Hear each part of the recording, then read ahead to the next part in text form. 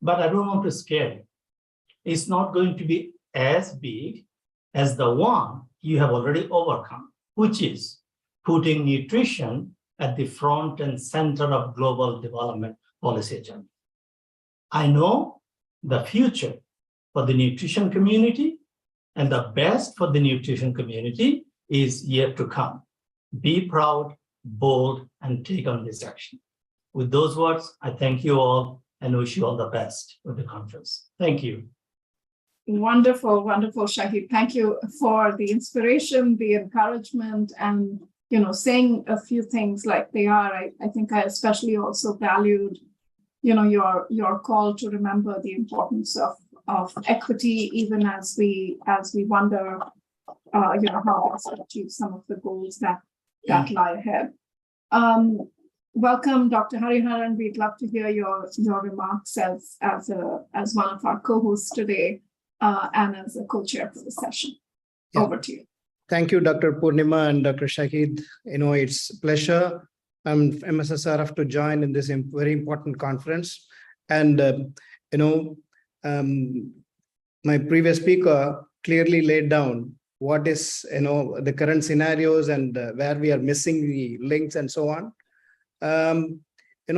It's a great opportunity to hear him as well as by presenting, I wanted to also showcase how some of the gap areas can be really addressed with our current work and so on. So without any delay, I'm making my presentation and I'm sharing my slides now.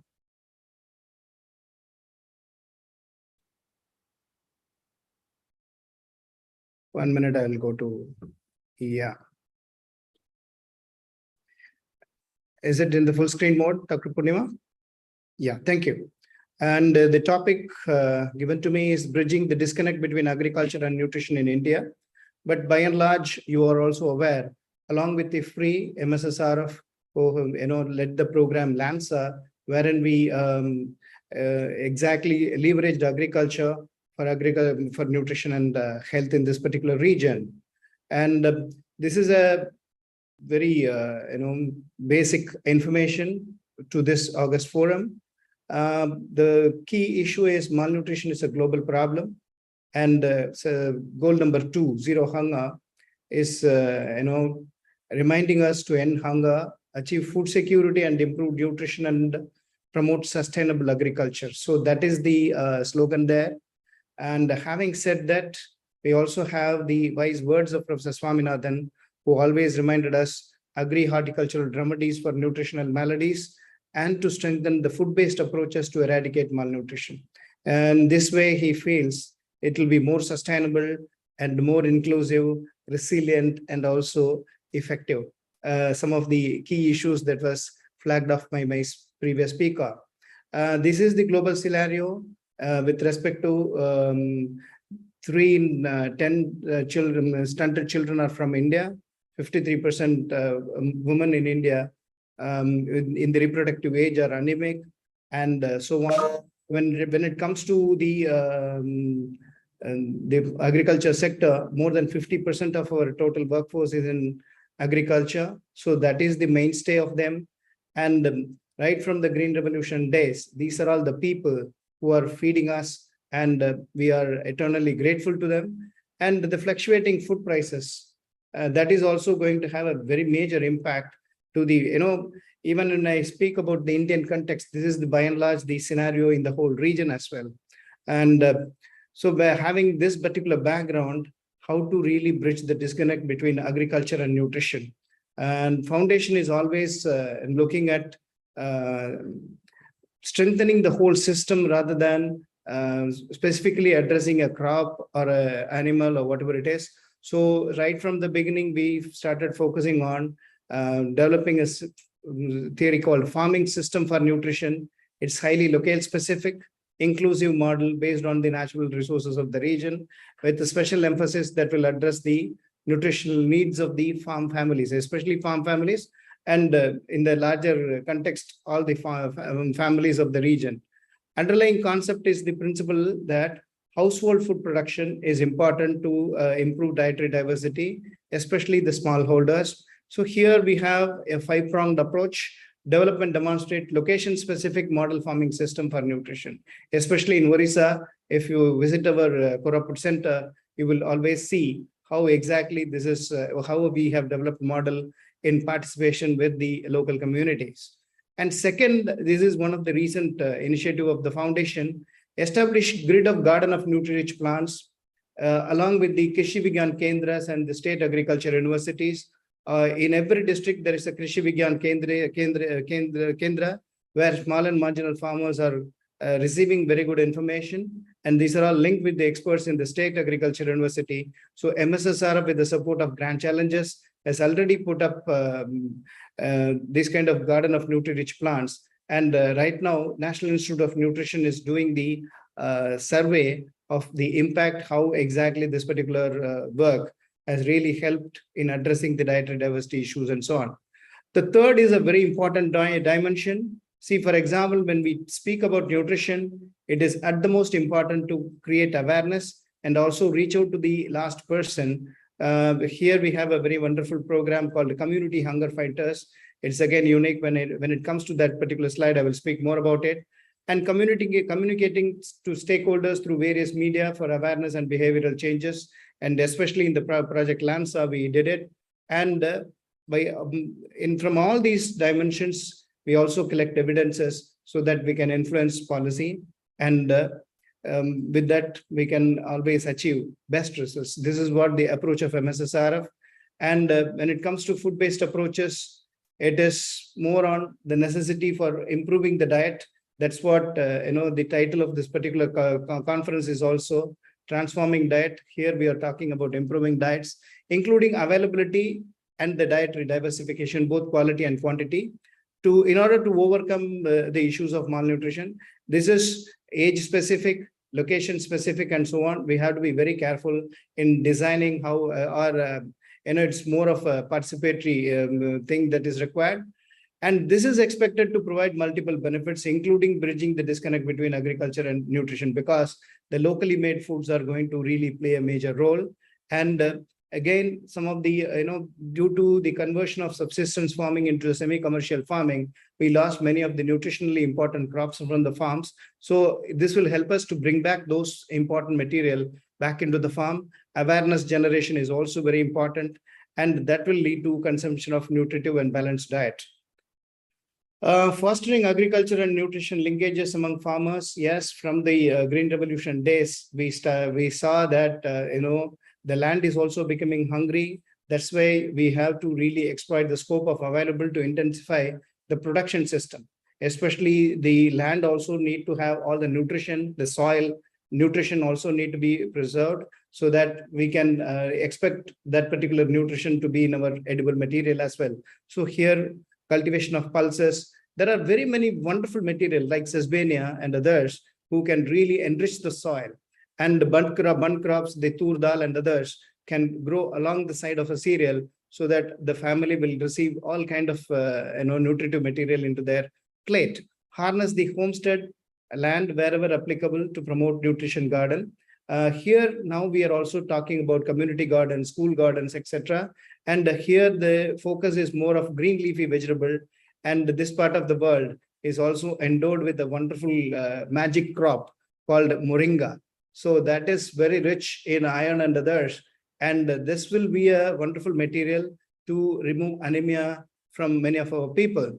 Tapping the available potential of inland water bodies, that is to improve fish cultivation, ducks and so on, and also animal. The fourth bullet is animal, and to promote behavioral changes. By really using the community hunger fighters, we reach out to the masses and inform about the various aspects, facets of food and nutrition security, right from non-food issues to food issues and so on. So that is what the behavioral changes we are also trying to we are trying to carry out. This is just a schematic diagram of the Garden of Nutri-Rich Plants. This program is supported by the Grand Challenges India, where this is a very simple garden established in the Krishi Vigyan Kendra. Here you can see in the picture, the whole garden is divided into sections, and sections are named after individual micronutrient or a vitamin. So this is the difficult part to achieve it in the diet. This is we also call them as hidden hunger and so on. So in this particular nested plot, we will have a group of plants which can provide that particular nutrition all through the year, all the 365 days. In one season, one crop will give, another season, another crop will give, so that the plate will always have a material which can provide that kind of a nutrition. And these are all locally available material as well. So they don't need to spend much, it's not going to be expensive as well. And because it is locally grown, it is sustainable to grow them as well. This is about the garden. And this is a very crucial part, the community hunger fighter for nutrition awareness. Here, we get the vociferous community leaders and the people who can convey the message of nutrition to the people, right from the first 1,000 days to at various life cycle stages, what kind of a nutrition is required, what kind of a crop or animal can give them the best nutrition and all. These people go to the villages, speak their own languages, and they will also have a very good Q&A section. And with that, they convince the people, yes, this is what has to be consumed. And if we do that, then it will be a healthy community. And at the village level, they also work very closely with the village leaders as well, so that it is ingrained into the village very effectively. And establishment of household nutrition gardens also, they play a major role. And they also collect a lot of nutri-rich plants from those regions. Advisories to pregnant and lactating mothers also they give. And they also coordinate very closely with the Anganwadi workers and health and sanitation workers. Fine, when we implement all these things, we critically collect data as evidences as a project learning and also impact analysis strategy. This particular evidences are used to really do the policy advocacy. Recently, one nutrition garden what we have established here really catch the eye of the Chief Minister of Tamil Nadu, and he immediately ordered for this kind of establishment of nutrition garden in almost all the government hospitals in each city. He wanted to put one garden and so on. To that level, this particular work is receiving the best attention of the policymakers as well. And this is my last slide. I wanted to, again tell you that through the LANSA, we really work with, the major nutrition groups in this particular region. And there we leverage agriculture as a tool to alleviate poverty and malnutrition. The nutrition garden program, again, I explained it very clear, in my slides. FSN advocacy among government officials, we really did it in the states of Bihar and others. And the promotion of FSN through government program, especially in RKV by Odisha, we develop models and demonstrate how exactly a model farm need to look like. And research on introducing nutrition sensitive agriculture components in the ongoing agriculture system, that also we promote. So we look at it in a holistic manner, these issues of agriculture and nutrition linkages. And again, we have wonderful partners like IFPRI. Purnima visited here, and we look forward. We are really excited to also have the deliberations to happen so that we can take the lessons and strengthen the the forthcoming programs and so on. Thank you very much for the opportunity, Purnima. Thank you. Wonderful. Thank you so much, Dr. Hariharan, for joining us today and for sharing, with us the insights from MSSRF's work, particularly in rural and tribal populations, about sort of models for how to, engage communities around nutrition, how to improve the local production of nutritious crops and foods. I'm excited about the conference and the discussions that lie ahead of us, because I think we have a real opportunity to build on insights from some of these agriculture nutrition linked efforts and in a sense speak even more broadly about what needs to happen in food systems, especially in a world and in a region where urbanization is happening very rapidly, where we need to think about people's diets in a very broad frame not just for rural and tribal populations and interventions in that context, but also what happens with consumers and food systems, in a larger frame. But thank you so much for those very important opening remarks. I think we're going to go to our first sort of our opening technical presentation, which will be delivered by Anna Herforth via video.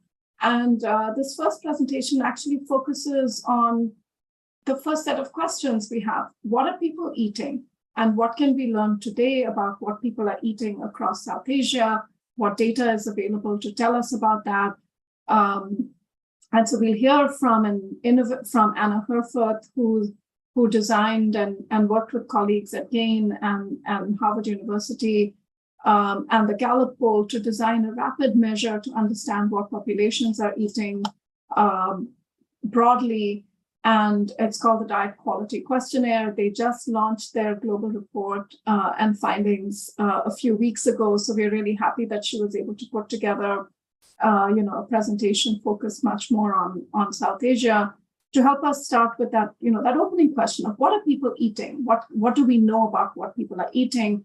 Because that sort of first question has to be the point at which we begin to then understand the rest of what needs to happen in the food system to reshape, to increase the consumption of healthy foods, to help decrease the consumption of foods that aren't so healthy for us. So let me, while Isha is bringing up Anna's video, let me introduce Anna for those of you who may not know her.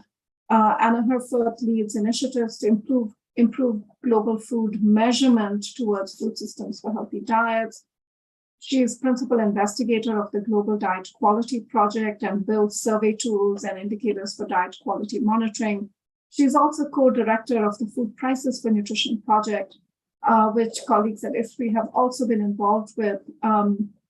And the Global Food Prices for Nutrition program is one that has actually really elevated the salience of the affordability of nutritious diets for populations around the world, and has developed methods such as the cost of diet, cost and affordability of healthy diets. She's a senior research associate in the Department of Global Health and Population at the Harvard T. Chan School of Public Health, and a visiting senior researcher at Wageningen University and Research.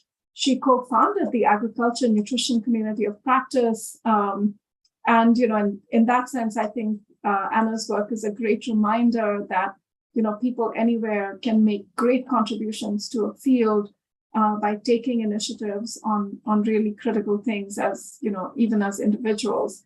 The Ag Nutrition Corp is one of the most vibrant and active communities of practice globally. So we're really just so pleased that Anna was able to put together this presentation for us today. And I'm going to ask my colleagues to share that, and then we'll move to our panelists after that. Thank you.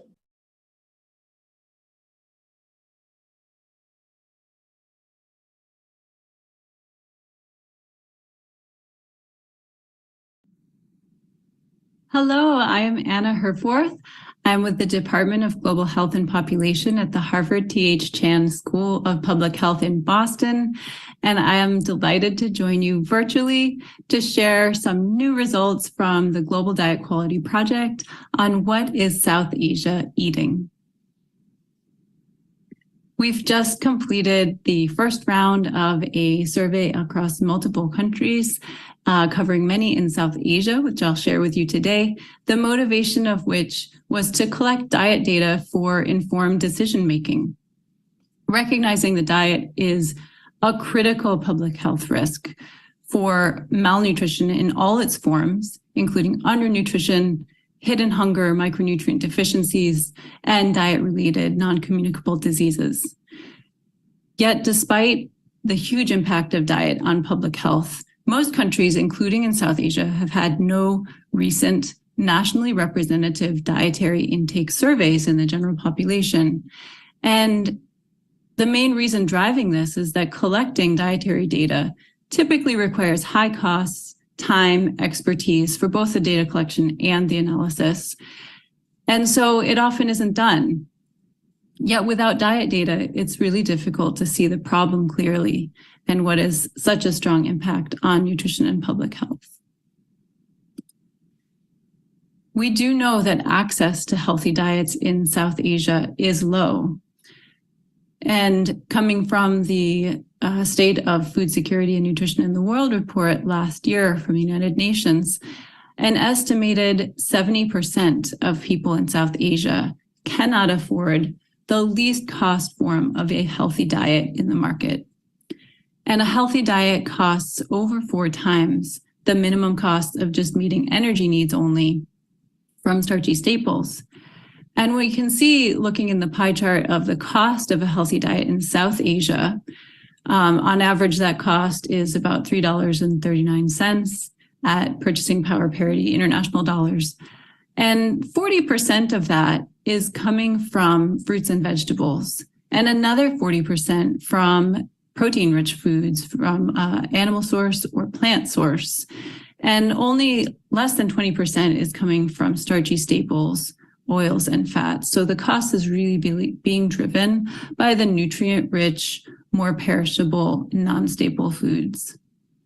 We also have seen in previous research that across the year, there's a strong seasonality to the micronutrient-rich, diverse fruits and vegetables as well, meaning that at some times of year, cost of a healthy diet and access to healthy diet is even more constrained than at other times.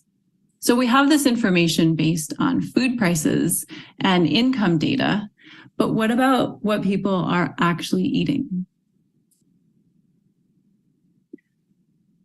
The Global Diet Quality Project is a collaboration between Gallup, Harvard, and Gain, and it was formed with the aim to enable diet quality monitoring through the collection of data using a standardized tool that produces a suite of diet quality indicators that are comparable across time and geographies. So to really build a global monitoring system for diet quality that can be usable in countries as well.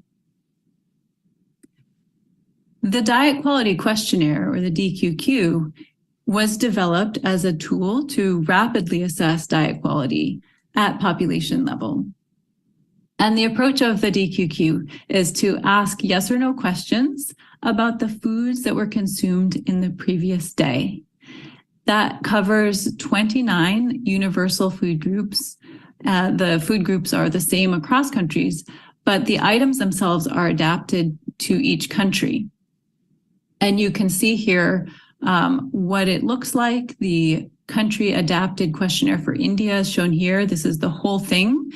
And the adaptation was done with the help of experts around the country who gave information on the most commonly consumed items that can be sentinels of each food group and capture the majority of the population. And this questionnaire is just read aloud the same way each time, either in person or by phone, and the whole thing takes about 5 minutes to administer.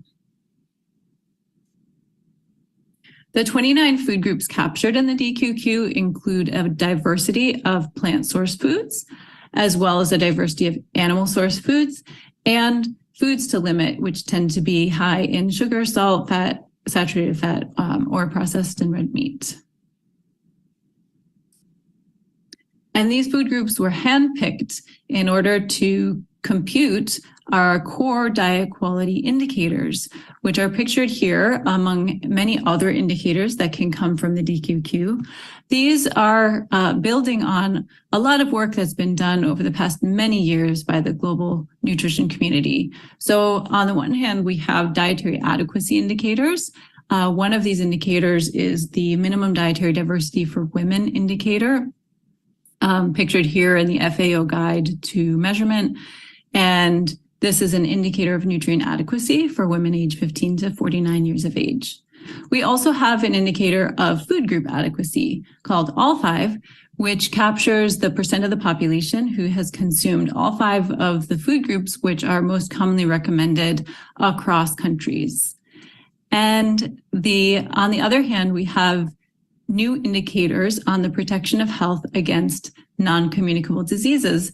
These indicators are derived from the WHO Healthy Diet Fact Sheet. The recommendations here are meant to apply globally, and they include health protective components of the diet, which are reflected in the indicator NCD Protect.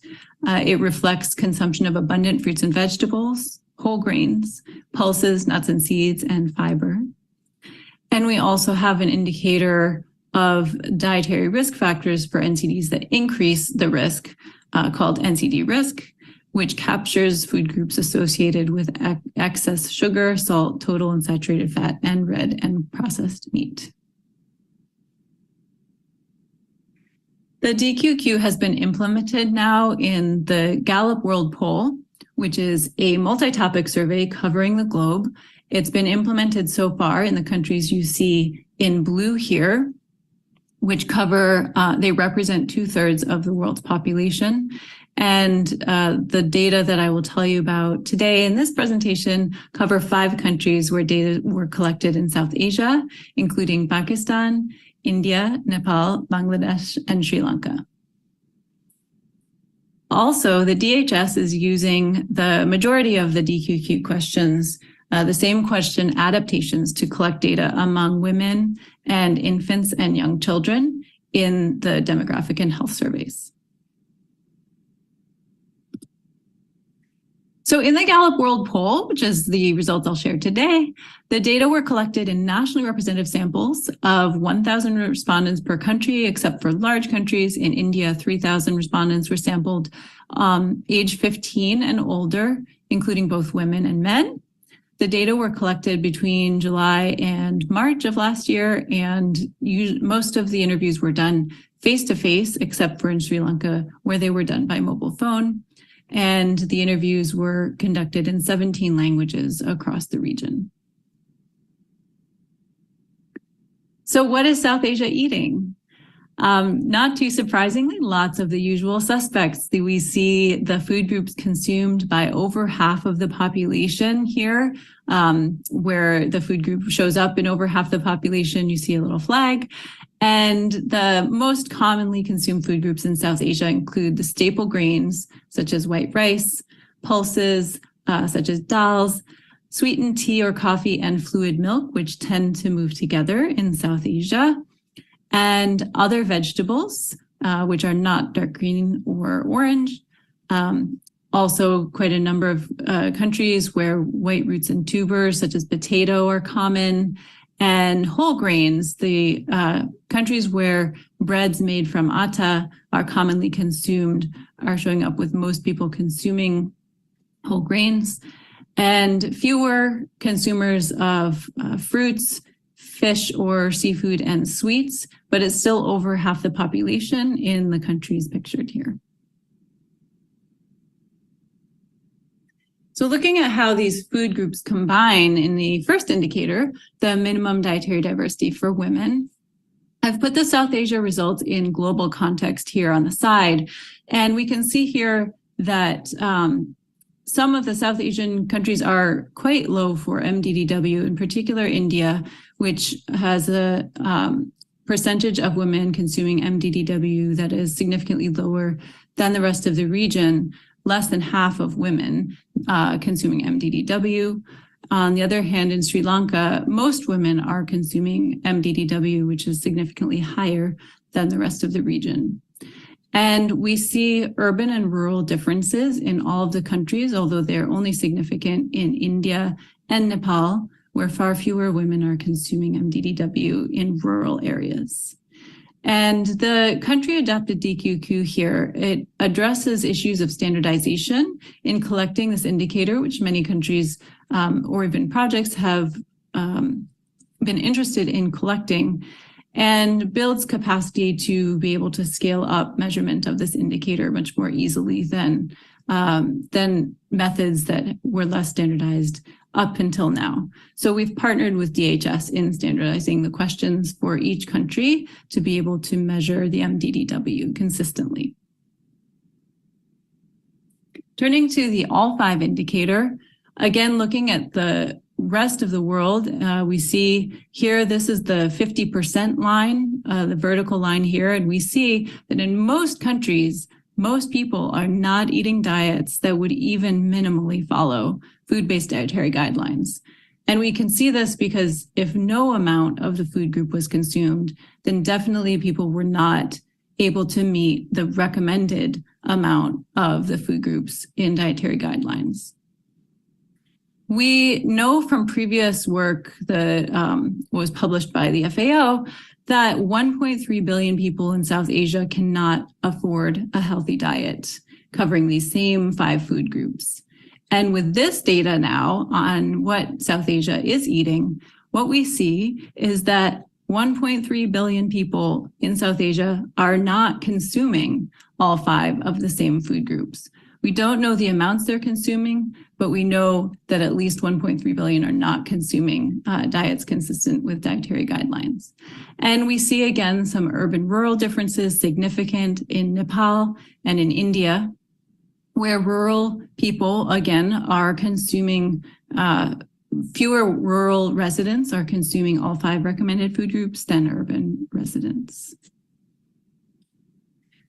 I also wanted to say that the all 5 indicator is globally comparable because it covers the food groups typically recommended across countries, but countries can adapt it to reflect their own dietary guidelines. So for example, what we see here is that in India, even fewer, a lower percentage, 12% of people are consuming all of the food groups specifically recommended in India's My Plate for the Day, pictured here.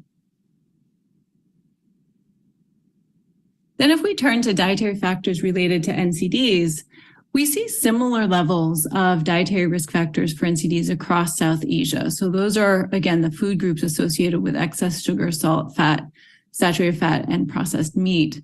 Not too much difference across countries, but when we look at the protective side, so the protective food groups of diverse vegetables, fruits, whole grains, pulses, nuts, and seeds, we see a greater consumption in the NCD Protect indicator in Sri Lanka as compared to Bangladesh, and Nepal, India, and Pakistan are sort of in the middle. One of the really surprising, striking things about the South Asia data was how little difference we see between urban and rural in consumption of packaged salty snacks, instant noodles, and soft drinks. This is different than in other regions of the world where we do see big urban-rural differences. Only in Bangladesh, in South Asia, was there significantly higher consumption of packaged salty snacks and instant noodles in urban areas as compared to rural. And only in India was there significantly higher consumption of soft drinks in urban areas as compared to rural.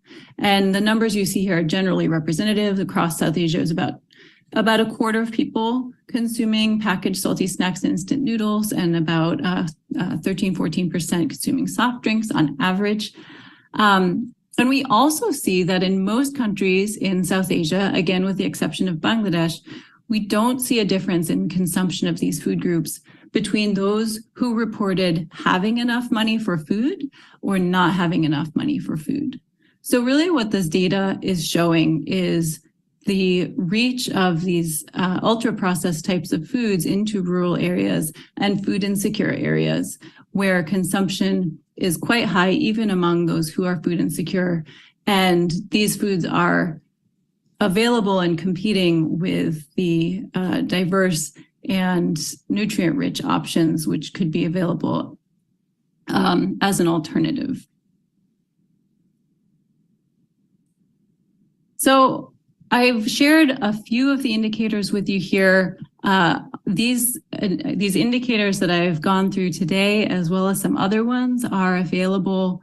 You can explore the data for yourself at the Food Systems Dashboard, foodsystemsdashboard.org, which is a project run by Johns Hopkins and Gain. And you can see here, I wanted to leave on a high point of diets in South Asia. It's a region of the world with one of the highest consumption of whole grains due to high consumption of products made with atta and other traditional whole grains, which there are many efforts to reinvigorate, and to an extent there is a lot of progress already made and more that could be made in that area. So some good news for diets in South Asia on whole grains. You can explore the rest of the indicators here. And to end, I'll just summarize by saying that the results we see here, they tell us something about diets in South Asia, and they also demonstrate a feasible monitoring system that can be replicated in countries in South Asia. The results and data that I've shown today are publicly available less than 1 year after data collection was completed. And the DQQ costs less than 1% the cost of a national quantitative dietary intake survey. The cost is so little because it is much lighter, low burden module. Of course, it doesn't give quantitative information about how much of each food in detail was consumed, but it is a monitoring system for giving quite a lot of information about diets that tells us something at very low cost with very little training, simply being read aloud without further adaptation needed. And so it does not require nutrition special expertise and training, which so many other dietary intake methods do. And therefore, it offers other actors beyond Gallup, beyond DHS, a way to collect comparable data. We have shown the results here from the Gallup World Poll. DHS is also collecting data, but other national surveys and surveillance systems can easily pick up these country-adapted tools. They're publicly available, downloadable, and offer a pathway towards sustained monitoring of diets, for example, to see maybe what has happened in different seasons of the year or during the pandemic or due to the impact of shocks such as inflation, to be able to have a way to track changes in diet quality and offer actionable insights towards improving diets, nutrition, and health. Thank you so much for your attention today, and thanks very much to our generous donors who are listed here who have made this work possible, as well as our supporters who have really helped with the adaptation work across countries to produce these global public goods for being able to measure diet quality in a consistent and useful way. Thanks very much to all those who have collaborated. And thank you once again for your attention. I wish you the best for the rest of your conference.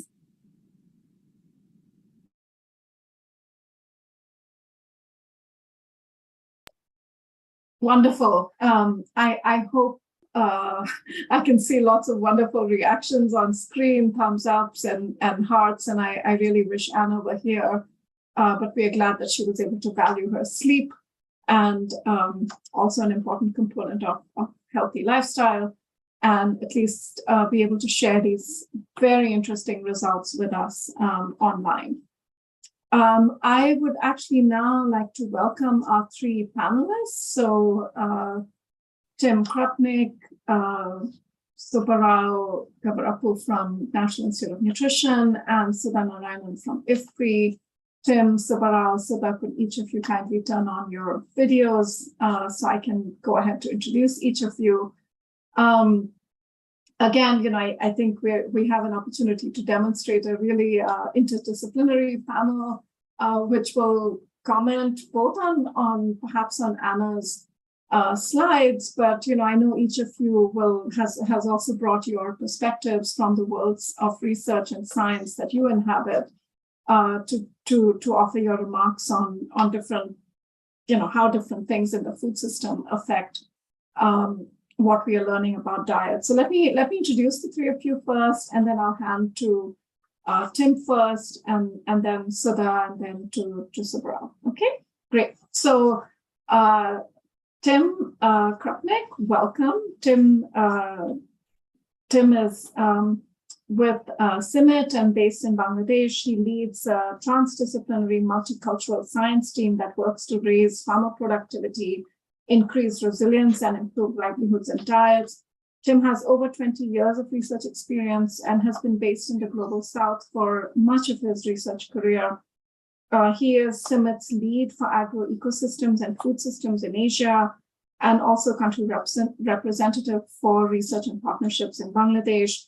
He's the CGIAR country convener for Bangladesh, and it has been a great privilege to work with Tim as he leads the CGIAR Regional Integrated Initiative Transforming Agri-Food Systems in South Asia, along with me. TAFSA is also a co-host for today's conference. And so we're really glad to have you here with us, Tim.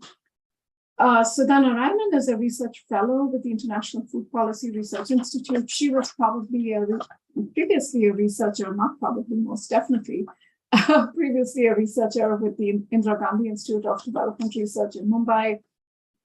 Sudha is an economist. Her research interests straddle agriculture, food and nutrition policy, and human development, and a lot of that has been based in India. Her current research projects focus on agricultural value chains in India and Bangladesh, agri-tech interventions, and farmer producer organizations in India, as well as women's empowerment in nutrition and affordable diets, including work on the Food Prices for Nutrition program. So that's a PhD in agricultural economics from Cornell and MPhil and ME degrees in economics from the Delhi School of Economics in India. Dr. Subbarao M. Gavarapu has fellow nutritionists in the room here, has a PhD in communications from the University of Hyderabad. He's a scientist F and a senior deputy director and heads the Nutrition Information Communication and Health Education Division at the ICMR, National Institute of Nutrition. He's widely researched and has published in areas of health, nutrition, and food safety and communications. His research has been really focused on consumers, and his research explores the contextual, cultural, and behavioral aspects of communication processes, food environments, food labeling, vendor education, workplace wellness, and more. Again, he too has a wide range of publications and has received several awards. So in the comments that each of you will make as panelists, I think we're going to sort of straddle the continuum of production, markets, retail environments, and food prices, as well as what's going on with consumers. And so let me first call on Tim, who's going to speak about the production landscape and really sort of hone in on questions that, maybe will help us understand a little bit more about the drivers of agricultural diversity. I mean, for people to consume what we believe needs to be consumed as part of a healthy diet, we do need to make sure that those foods are produced and available in our food system. So Tim will speak from that perspective. So let me hand over to you first, Tim, and then we'll come back to the other panelists after that. Thanks. You have 7 minutes. Thanks very much, Purnima. So as Purnima indicated, I was asked to reflect a little bit on production issues as related to diets, but I wanted to sort of co-brand my talk as Confessions of an Agronomist, which I am. I'm trained as an agronomist, and agronomists typically think in terms of yield and production alone, but not always in terms of nutrition. But thankfully, that is starting to change. I want to start by highlighting the range of assumptions and critical assumptions that we need to rethink when we look at production and nutrition and dietary issues. I often say that these interrelationships are a bit like the blind people or the blind scientists all grasping at an envelope or at an elephant, as you see here, some saying it's a wall, it's a rope, it's a sphere. Trying to address similar things, but all having different interpretations is one of the things that sort of clouded our approach in this work. Importantly, though, there are a range of common assumptions that are often made by agronomists and people working in the production space that I think are limiting our progress. And they're important to call out and think about here. That food security equates with nutritional security, for example, is a big assumption and very problematic. Increased production results in increased food availability. That's not also necessarily always the case. Boosting food production can generate income, which can then be used to purchase more nutritious foods. Yes, that could be a pathway towards nutrition, but it won't happen on its own and probably without nudging in that direction. Nutrition is the realm of home gardens only. It certainly is the realm of home gardens, but home gardens are probably not the only area that we need to focus in terms of producing more and affordable nutritious foods at a large scale. Diversification and diversified production directly relates to nutritional outcomes. Again, this is an assumption that is commonly made. as is thinking that agricultural production is the most important part of the food system. It is just actually one part of the food system. So I've been very affected in my thinking by work that was done in 2015 by DeFries et al., publishing in Science journal, where they looked at the production of proteins, energy, iron, and zinc, and the production globally, and recognized that although production is increasing, the availability and the efficiency of production of protein, energy, iron, and zinc, and indeed other nutrients is actually declining. And if you also look at some of the commonly produced field crops, importantly, each one of them, be they wheat, maize, rice, barley, sorghum, millets, all will generate a different degree of nutrients that are available and vitamins that may be available. But very importantly, they proposed a different way of thinking about agricultural production that resonates particularly with agronomists such as myself. And that is the concept of nutritional product yield, or essentially trying to measure, instead of kilograms produced per hectare, trying to measure with different food products being produced or cropping patterns that are being utilized, the number of adult equivalents that can obtain 100% of recommended dietary equivalents per year per hectare. And this is a very sort of interesting and challenging concept to bring forward. It has some caveats. It usually relies on conversion factors. People don't always obtain recommended dietary equivalents from single food items, but it is at least a way to turn the way agronomists think on our heads and think more appropriately about the production of foods that are nutritious. And of course, farmers also don't produce single food items. They produce from a farming systems. Nonetheless, these approaches could be applied for retooling the way in which we think about production at a field crop scale, which is important and distinguished from home gardens, which we know does have a very clear and important link to nutrition outcomes. The reason why this work is complicated is shown very briefly in this, again, very complicated schematic. But when you look at a farm, and this is a schematic representing a farm, you see that there is a diversity of types of crops that can be produced. Food that can be produced can be directly cooked and consumed by the family, but of course, income is also an important pathway to affecting the ways in which farm families may be consuming nutritious foods or not consuming appropriate nutritious foods. We're trying increasingly to look at things from a farming systems approach, as our earlier colleagues indicated, as being important for understanding and affecting how production and nutrition can be more appropriately linked. And that requires embracing a diversity of approaches and thinking beyond single crops, and particularly around yield alone as a metric, but instead beginning to look at nutritional yield as a way to address some of the issues related to production that may be linked to consumption and nutrition.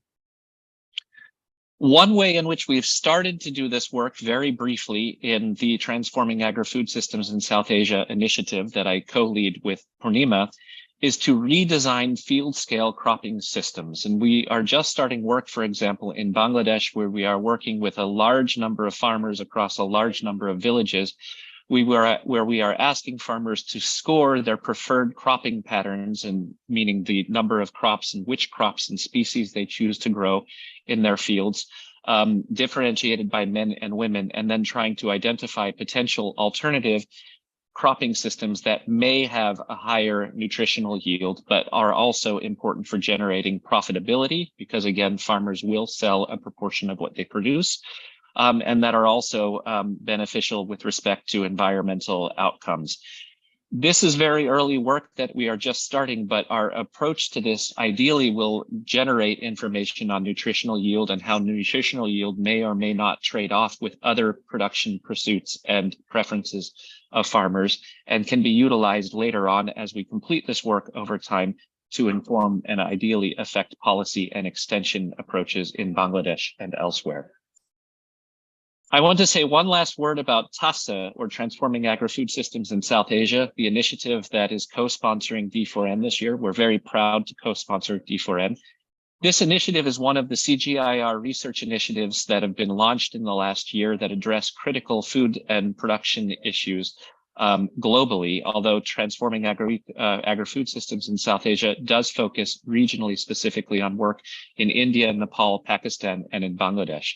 We confront a range of issues that are challenging for the region's food systems, and of course, of most interest to those who are joining the D4N conference is our strong focus on bridging nutrition and production and market divides. And again, as Purnima mentioned, as we will also hear from our next two panel speakers, this can only be done if we approach things in a systems context. TAFSA has research that is addressing food production and equitable availability of food. It also has research in value chains that look at food access and affordability and the importance of markets for drawing farmers into producing more potentially nutritious and ideally profitable food, but also work to link consumers to markets in ways that they are more able to afford nutritious foods that could be produced by farmers within the region. It's an exciting and challenging area that we are working in. We are in many ways still just getting started, but you will hear more about TAFSA and the work from this initiative, certainly throughout this conference, with results from our research being presented in the next D4N conference next year. So with that, I will conclude and thank our colleagues. Very much welcome to everybody in this year's D4N conference. Bye-bye. Great. Thank you. Thank you so much, Tim. Really appreciate that. I love that you also have already made a commitment to hosting D4N 2023. Nothing like that as you start off. Great. Siddha, let me welcome you on stage now, virtual stage. Your work has really cut across and focused on issues of markets and then the intersection of, what happens with markets and prices and consumers. So it would be, really great to hear from you on, questions such as, what are we learning about how markets and prices influence healthy diets? And what do you think are some opportunities to really leverage market drivers in our quest to reach healthy diets for all? Over to you. Yeah, thank you, Purnima. And this is really an exciting platform precisely because of the interdisciplinarity, and so it enables conversations. I've taken the panel title quite seriously in terms of the reflections bit. And I don't know if mine are confessions like Tim's, but certainly these are questions that have motivated me. And like Shahid said, I too am a student of development economics. So I have as many questions and as I have answers. So let me begin by sharing my own personal journey and what the way I see markets and how I frame markets in the context of addressing this issue of, can markets actually serve the need of fulfilling healthy diets for all in South Asia? There are two interesting puzzles that really motivate this question for me. If you look at India, which is primarily my country of focus, in the mid-2015s onwards, the production of horticultural crops touched 320 million tons and outstripped the total weight or volume of production of food grains. So if you look at the agriculture production numbers, you would think horticulture has outstripped food grains, and it must logically reflect on the plates of consumers. It doesn't. The question is why, right? So it's a little bit of a puzzle. The second puzzle I'm motivated by is this, in the context of dairy. India saw an enormous success in terms of Operation Flood, which rapidly increased per capita availability, which essentially means per capita production, but you remove exports. So you just find how much is available per capita. And then in 2012, if you look at it, it's around 275 grams per capita per day. But you look at the National Institute of Nutrition's NNMB reports, the actual consumption is 85 grams per capita per day. Why the difference? And I think this points to this idea that there is production. So assuming that Tim and his group have succeeded in changing farming systems for production, what then prevents its translation to plates? And their markets is quite an important issue. I see markets, very often economists end up saying the point is to get markets right. And it's I think, economist strategy never to say how to do it. I think primarily because my sense is you can get markets completely right, but the outcomes are completely wrong. So if you look at the marketing for processed foods, for example, markets may function really efficiently and well with minimal transactions costs, but the outcomes are not what we want. And from that perspective, the agenda of economists for looking at markets in the context of healthy diets is more complicated than just ensuring markets function properly. And there I want to highlight 5 points I have on markets. So first of all, I look at markets as an allocation mechanism. That's amoral in some sense. It doesn't evaluate what is good or what is bad. It's just a way of allocating where there is excess production and matching it with where there is demand. It can be across space, across time, or between actors, a producer on one end and consumer on the other. So there's no reason for us to believe that markets will develop healthy diets. In fact, as I said, it may be much more efficient in what we call obnoxious markets, actually on products that are not necessarily healthy. And I think the variation is also immense depending on space and the scale at which you're looking at these markets. So one is it's an allocation mechanism. The second is it operates, and Tim already pointed to that, it operates in conjunction with many other ways of allocating stuff. On farm, it's between production and consumption and sale. There's free collection, which is not very often talked about, the dependence on common property resources for foods. There's community exchange, which many of us increasingly believe that as markets develop, it also crowds out these forms of exchange. The state is an important allocation mechanism. And we always need to look at the trade-offs between these two. And I think one of the challenges is to get all of them to work complementarily with one another in order to solve the healthy diets problem. And of course, all of this operates in the background. We have this large macro crises, climate change, and they can systematically undermine all of these complementarities and arrangements. The third point is that markets are the norm. Yeah, we know markets are important. I think the Indian data on National Sample Survey consumption expenditure suggests that 85.7% of what the value of food is actually procured through markets. But the thing is, you can't homogenize all consumers or producers. So how important markets are depends on the type of households and the type of commodity. For example, perishables versus non-perishables.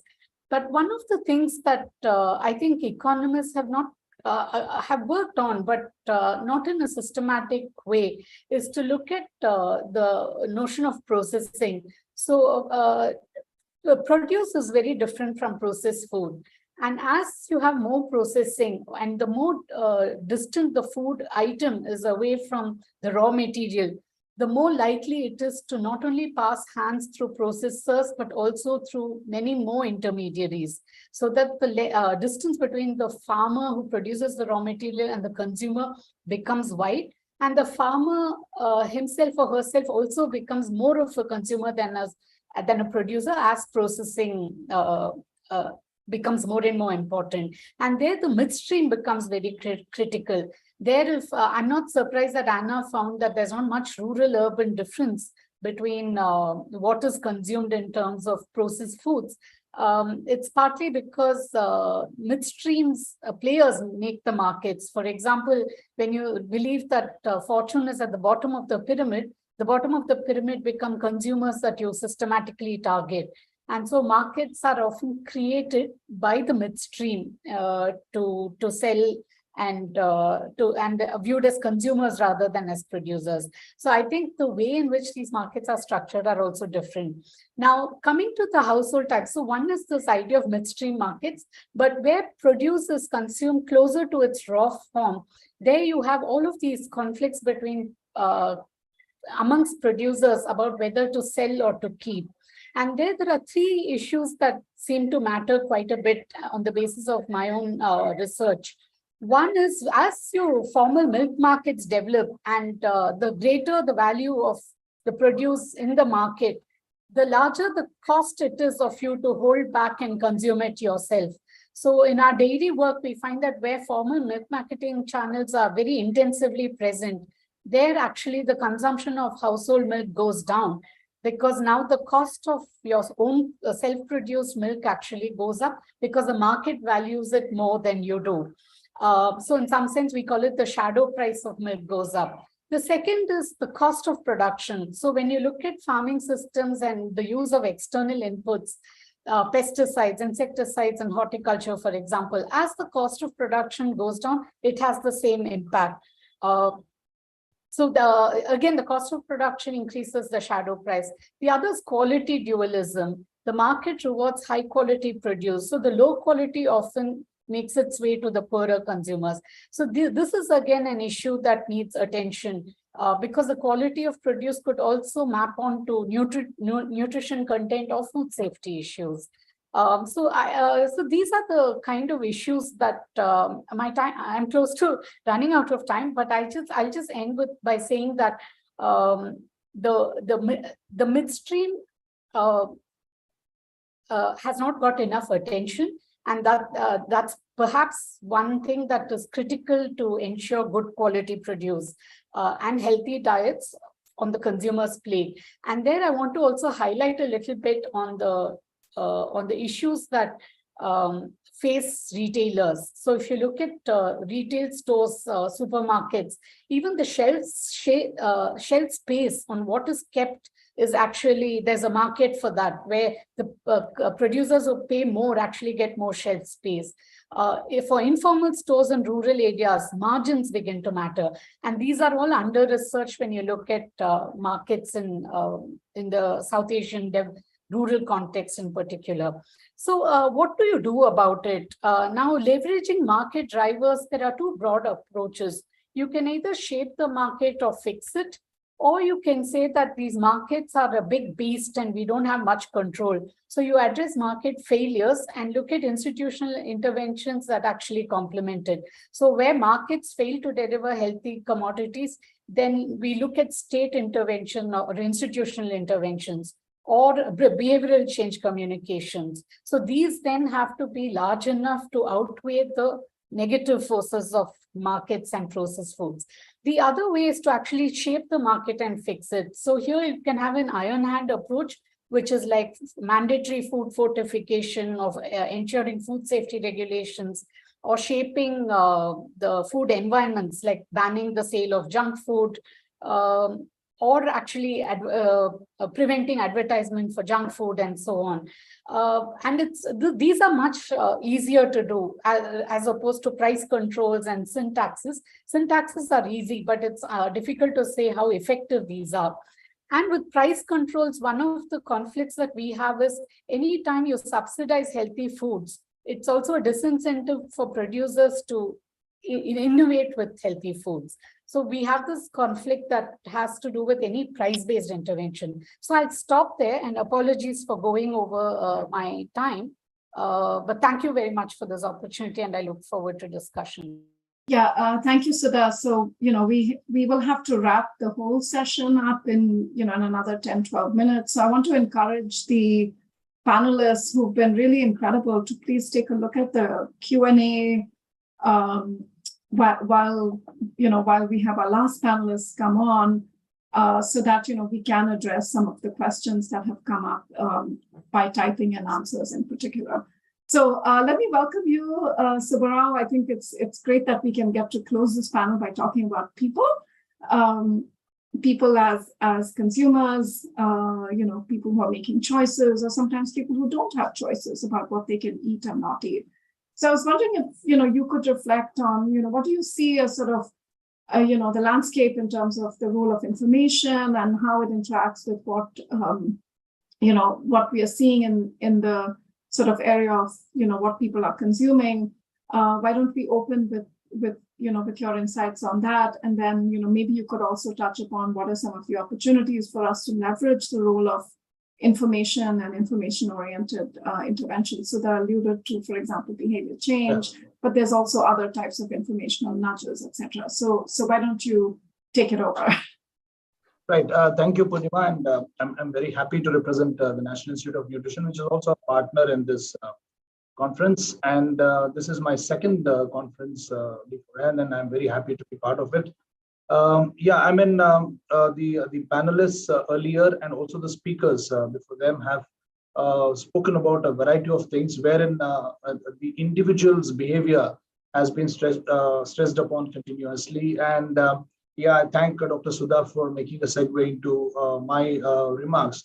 I think we all know that, and it's no rocket science, but several studies have proven that the choice of behavior or the food choice is an individual trait, and of course it is influenced by several environmental factors.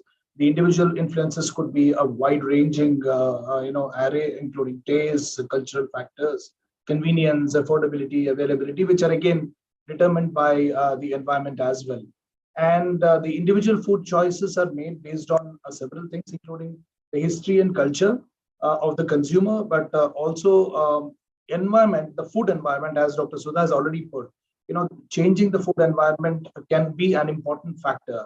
While most of the patterns of the food trajectories, the choice trajectories are stable more or less throughout the life, a lot of significant societal and personal influences, including the policy environment, can influence the food choice of the consumer.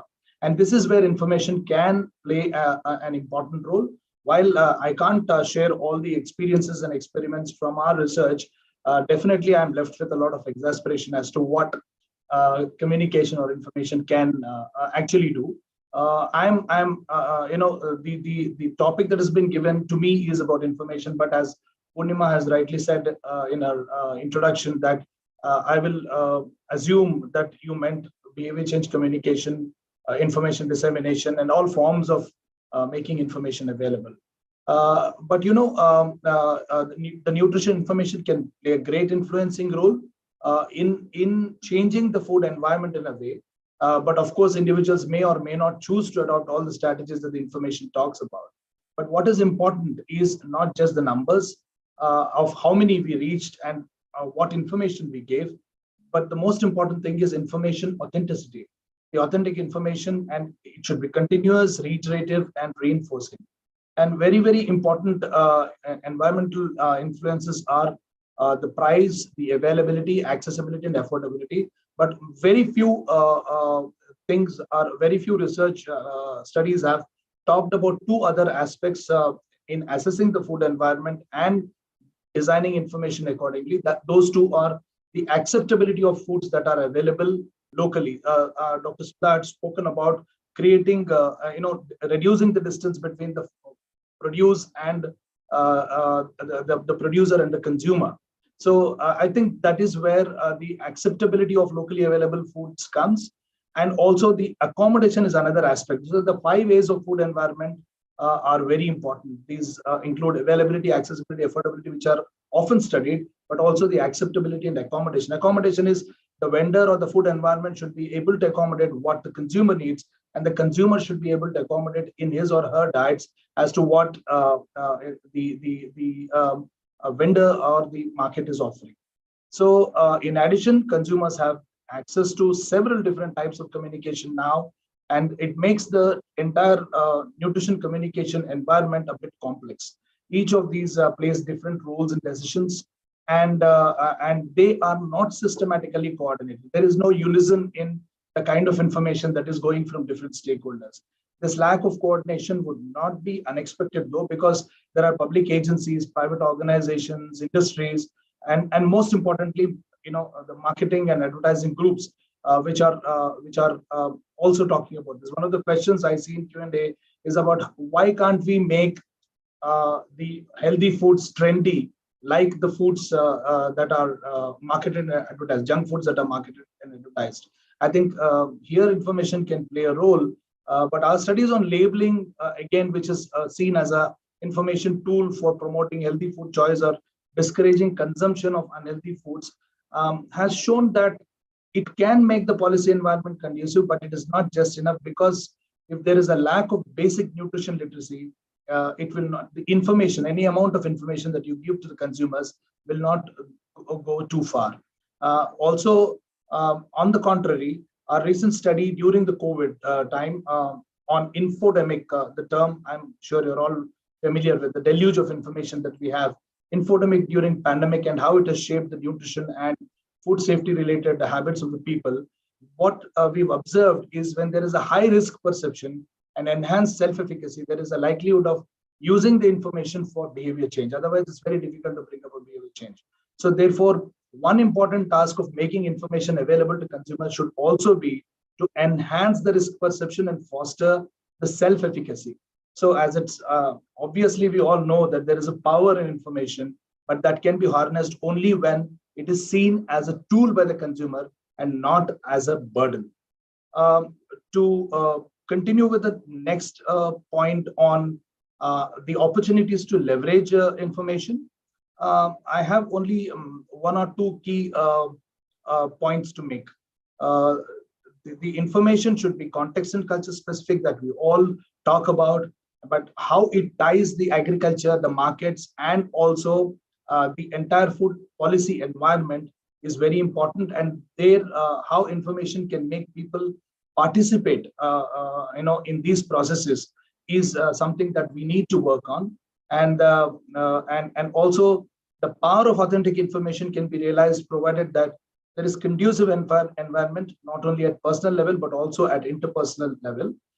When we talk about information, we usually most of the time discuss about the consumers as an individual, but the ones that need all the information we assume are the consumers. But right information, according to me, at right place can change a lot of things. And the information is equally required at different levels, to the agents of change, to the opinion leaders, to the influencers, and most importantly, to all those stakeholders who form the food and food policy related environment around us. I think the information dissemination always concentrates on an individual and then sees an individual as a locus for behavior change, whereas the behavior is contingent upon many other factors around. Lastly, we should also realize that we are living in an information era, and we are battling the deluge of communication and information, as all of you know. And these include liberal servings of misinformation and disinformation, which are often buffeted with a variety of notifications and tasty, tempting tidbits of spiking numbers of views and endorsements. The consumers today is perhaps facing not only the triple burden of malnutrition, I think there is a triple burden of lack of authentic information deluge on the other side, like, the undernutrition, overweight, obesity, and also a mix of both, leaving them absolutely confused. So as Clay Johnson in his classic book, Information Diet, has put in way back in 2012, just as too much junk food can lead to obesity, too much junk information about nutrition can also lead to cluelessness. I think nutrition literacy and media literacy must go hand in hand to equip consumers to know what to look for and what to avoid and how to be selective. And three key things that need to be achieved are helping people to know what is healthy and what is unhealthy, and choosing from what is locally available, and most importantly, reading the information related to foods on the labels, which are another tool of communication to make food choices. I think apart from this, information has an important role to play to connect the various disciplines that actually shape the food environment. And then I think more of knowledge exchange and information dissemination should happen within the groups which are actually now working in silos. I think I'll stop here in the interest of time. And if there are any questions, I'll be glad to take. Great. Wow. Thank you. I'm just totally blown away by this, this incredible set of comments and remarks from all three of you as panelists. I think they highlight, the complexity of the challenge in front of us, but also really the importance of what we are doing today of bringing people from different disciplines to come together, to sit together, to learn together, and to think about how we are going to connect the dots. Now, our session itself is already a little bit over. So before we wrap up and actually move to the next session in the conference, Firstly, I again want to remind all of you, the Q&A box is there and live. Please take a look at those comments and stay with us and see if you can address some of those. But let me invite Dr. Rashid and Dr. Hariharan in to maybe offer sort of 1 minute or a couple minutes of closing from their side before I hand it over to Isha to sort of orient us to the rest of the conference, and then we'll start the next technical session. But thank you, Tim. Thank you, Sudha. Thank you, Subbarao. This is a conversation that absolutely must continue. And must continue in context. We need to be looking at these issues and how they come together in context, in sort of smaller geographic areas, because I think that kind of focus will really help us try to move the needle both on our understanding and on actions. So yes, Dr. Rashid, Dr. Hariharan, maybe a minute or so. I would like Dr. Hariharan to go first this time. Yeah, yes, Dr. Hariharan. Of time. In fact, this is a very enriching session, and everybody will agree with me that we touched upon the key issues of how to really deliver nutrition to the large sections of the society.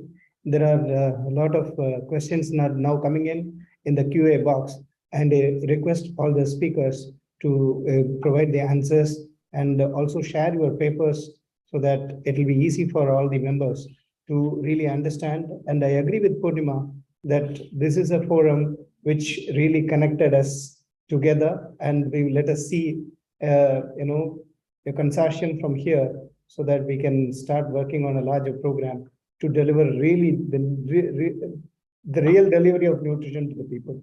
Thank you very much for the opportunity. Oh, wonderful. That was very, very short and tight. Dr. Rashid, your thoughts, please. I hope you enjoyed the interdisciplinary panel. Thank you, Dr. Hariharan. Thank you, Purnima. May I ask everyone to unmute and give a big round of applause to our panelists? I will start. This was a fantastic, fantastic panel session.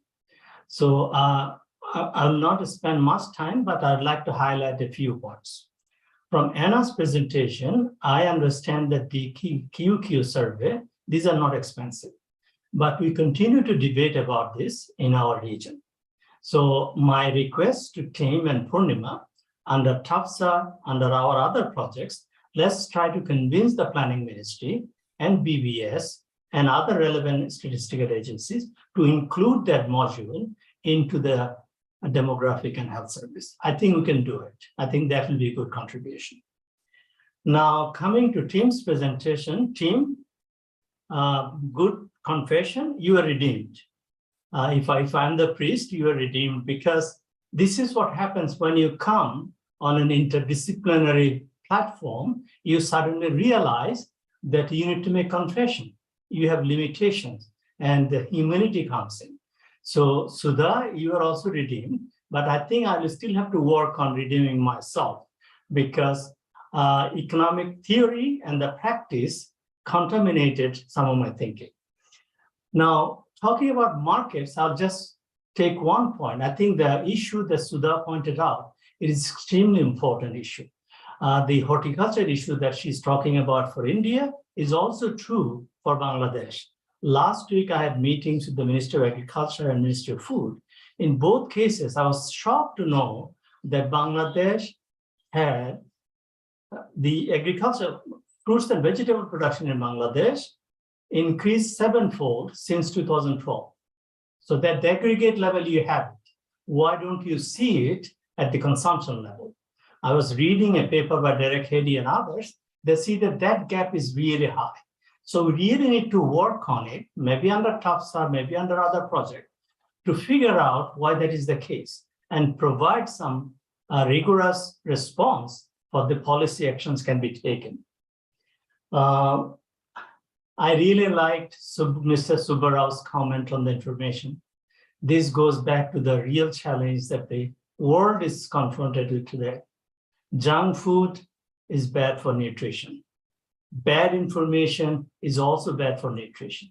I think this is a very important point to keep in mind, because what is going on is essentially information war. and the nutrition community, economics community are not immune to it. I think we need to keep that in mind. Other point, last point, is that what is market? Market is an impersonal thing. As Sudha pointed out, it doesn't understand good and bad. But who does? The policymakers should do. Understand what's good, what is bad. If you let junk food grow, it will grow. It's a market.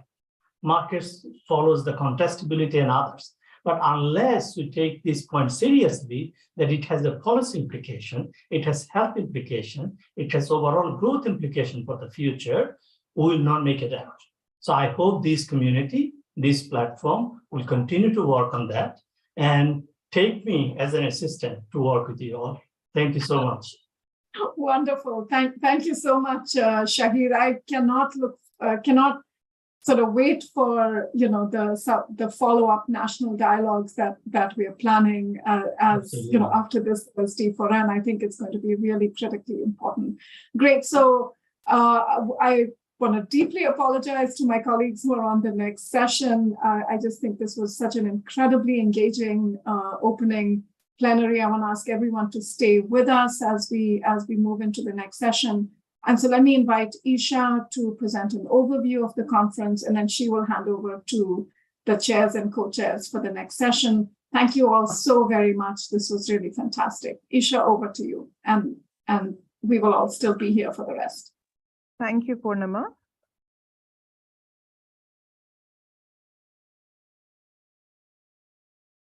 Yeah. Can you all see the screen?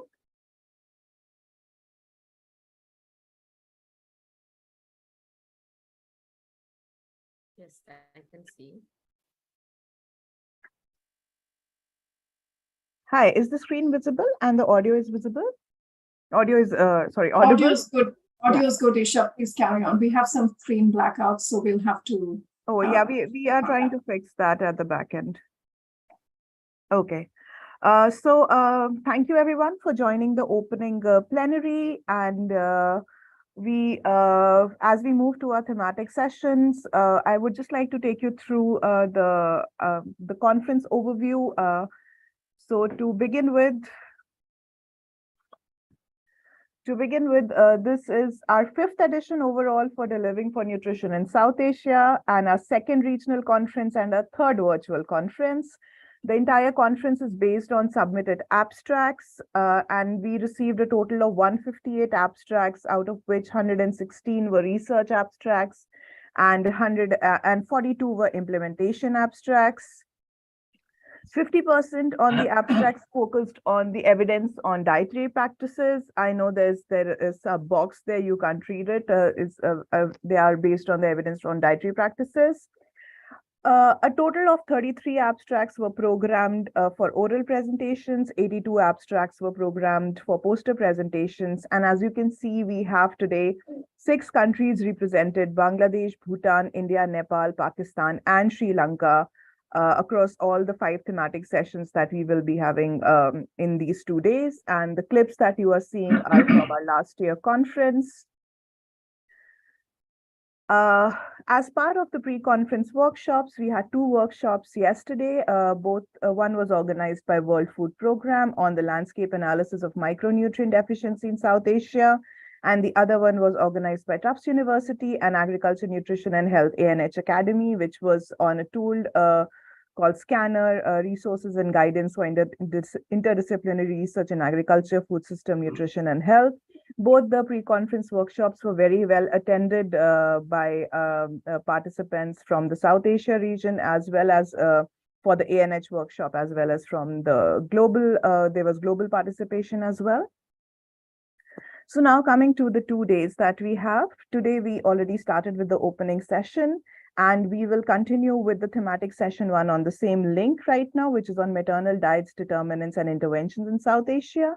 After that, we'll have a 2-hour break, which is a break and also an opportunity for all of you to view the posters. You will have the link to view the posters in your chat box. In the evening, we'll start the thematic session, the 2nd thematic session, which will start at 3:30 IST, which is on adolescent diets and determinants in South Asia. And after that, we'll have a small break, half-an-hour break, followed by a keynote lecture on making food choices for healthy diets, the push and pull factor. We request all of you to kindly be there for the keynote lecture because we'll have Dr. Simon joining us from Mexico very early his morning to give a lecture on the Mexico case study. So we request all of you to kindly join us there. Then tomorrow we'll start the day at 10 a.m. with thematic session on diet determinants and intervention, followed by a break, then thematic session 4 on children's diet determinants and interventions in South Asia. And then we'll have the last thematic session on policies, programs, and solutions for improving diets in South Asia. We will close the conference tomorrow in the evening with a session on looking forward, actions to inform policies, programs, and research to transform diets in South Asia. And we'll have representation from all our co-host countries from South Asia in that session. You can have the detailed agenda. You can find the detailed agenda on the conference website with the times and all the time zones for the South Asian countries are mentioned. So you can look in which time zone the session is falling for you. So I think this is about the keynote lecture. We request all of you to join because he has taken out time just for all of us, for the South Asian nutrition community to give his talk. So we request all of you to join at 5:30 p.m. today. That is the IST, Indian Standard Time. And this is the last slide where I would like to thank all our co-hosts for the conference. You can see all our co-hosts there. We have in total 12 co-hosts this time, ranging from global co-hosts to regional co-hosts and then national co-hosts. So a very big thank you to all our co-hosts. A big thank you to the core team at IFPRI, which is the conference secretariat. I would really like to call out Julie Goslaw, Rasmi Abullah, Fahim Mohammed, Nitesh Ranjan for their constant support. For all the abstract programming and screening, we are very much thankful to the program committee, which includes Dr. Filippo Debari from WFP, Mr. Gopinath Radhakrishnan from MSRF, and Dr. G.N. Hariharan from MSRF, and of course, Rasmi Avula from IFPRI.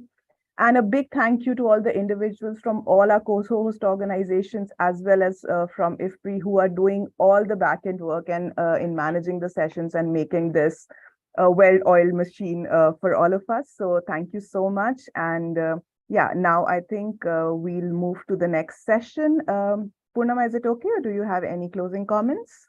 No, just thank you. Thank you for doing all of the acknowledgements, Isha. I just want to say huge gratitude to all of our co-host organizations. This conference is always months in preparation. And everyone has played a tremendous role in helping with the organization, helping with the program development, abstract screening, abstract reviews. Every single co-host representative has played a huge role.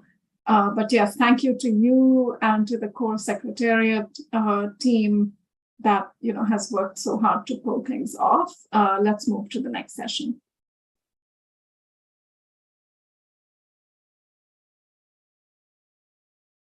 Thank you.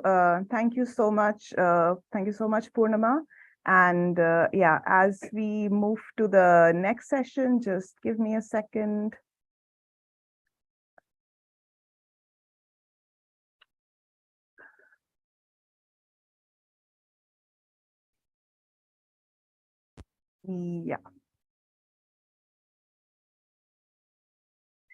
Hi, everyone. I hope you can see the screen.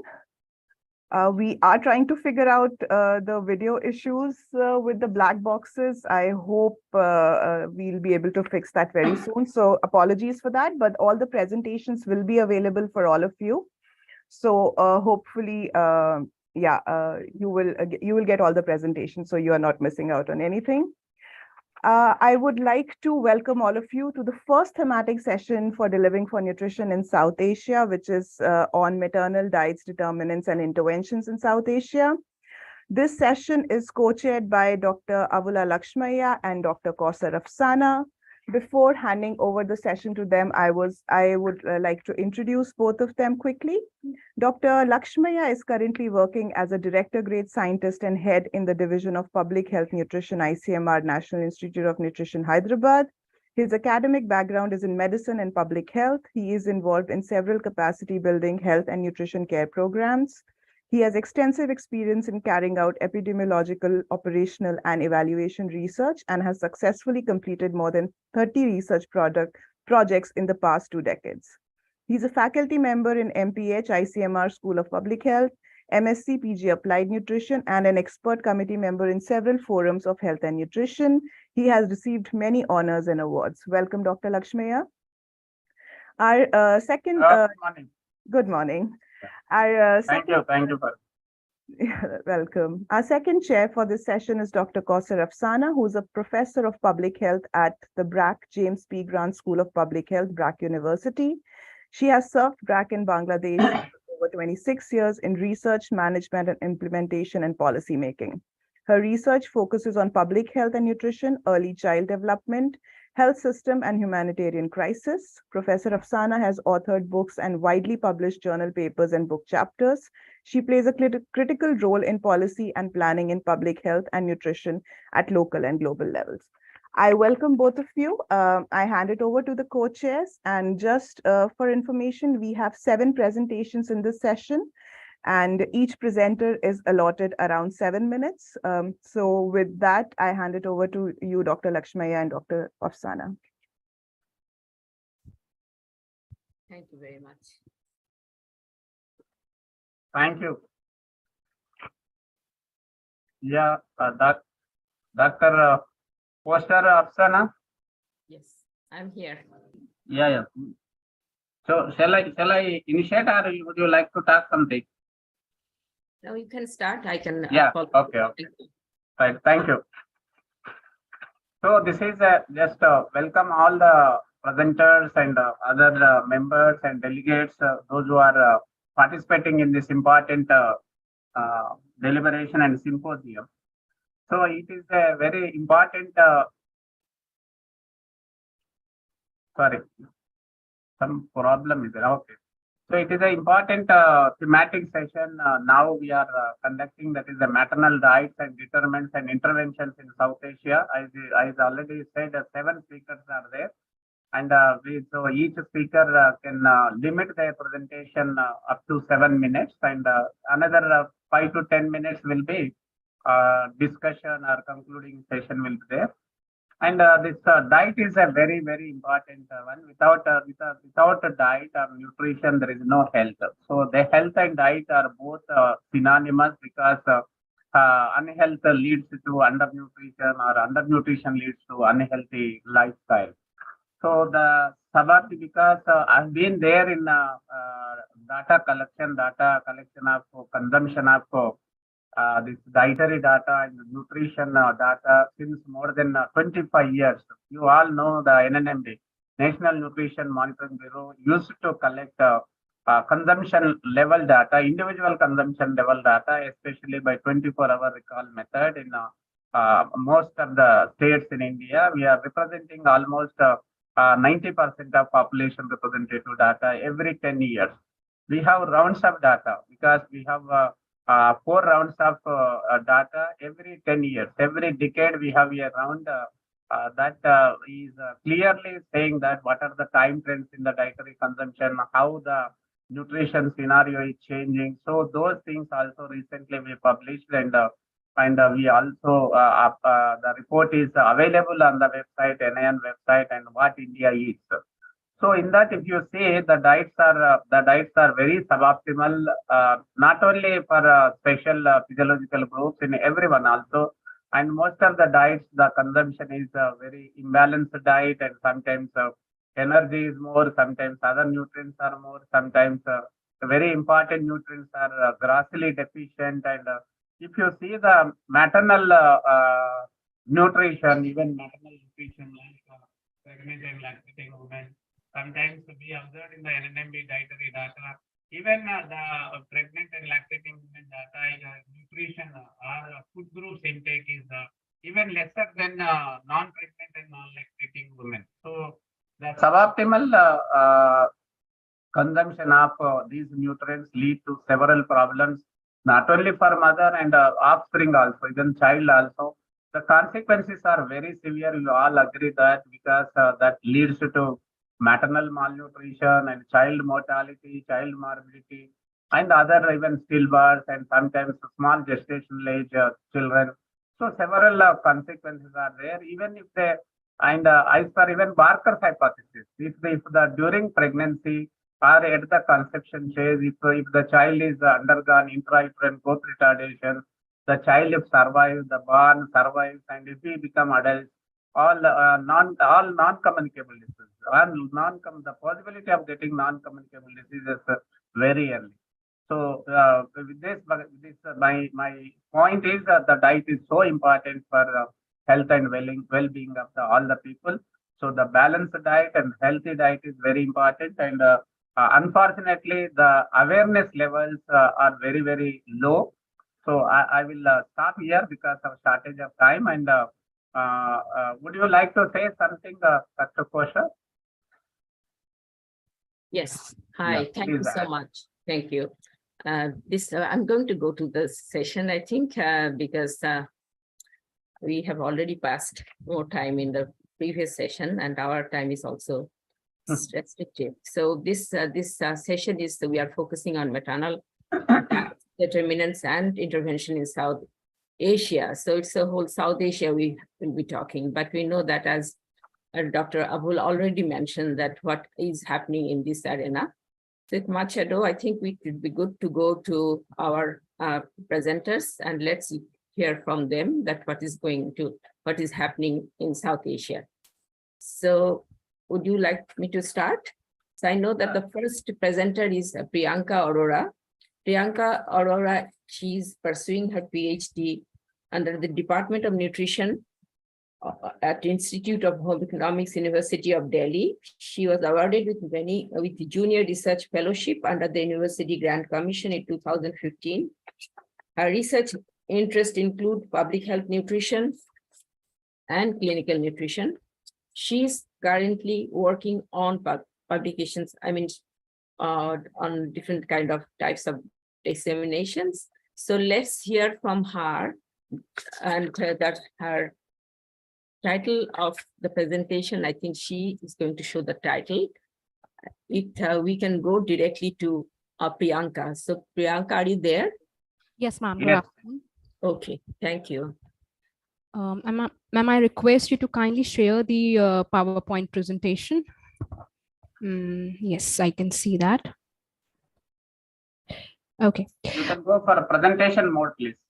Okay. Priyanka, yeah. Okay. Okay. Fine. Okay, thank you so much. Very good afternoon, respected panelists, committee members, and other participants. Thank you so much for giving me this opportunity for presenting a piece of my PhD work in front of you all. The title of my work is Assessment of Dietary Intake of Overweight Obese Pregnant Women Belonging to Upper Socioeconomic Status Residing in Northwest Delhi, a longitudinal observational study. Next slide, please. If I talk about the good maternal nutrition, it is very much crucial for the optimal feto-maternal health. The inadequate maternal diet, which is deficient in the nutrients, cannot provide required nutrition for the growing fetus and can result in intrauterine growth retardation, low birth weight, preterm birth, and so on. Excess of the calories and macronutrients during pregnancy may be as damaging as their deficiency, especially among the overweight and obese women. Since overweight and obese is often recognized as overnourished, the dietary intake of obese population is neglected, especially during their pregnancies. The increase in the prevalence of maternal obesity in South Asian countries in the recent years is very much worrisome.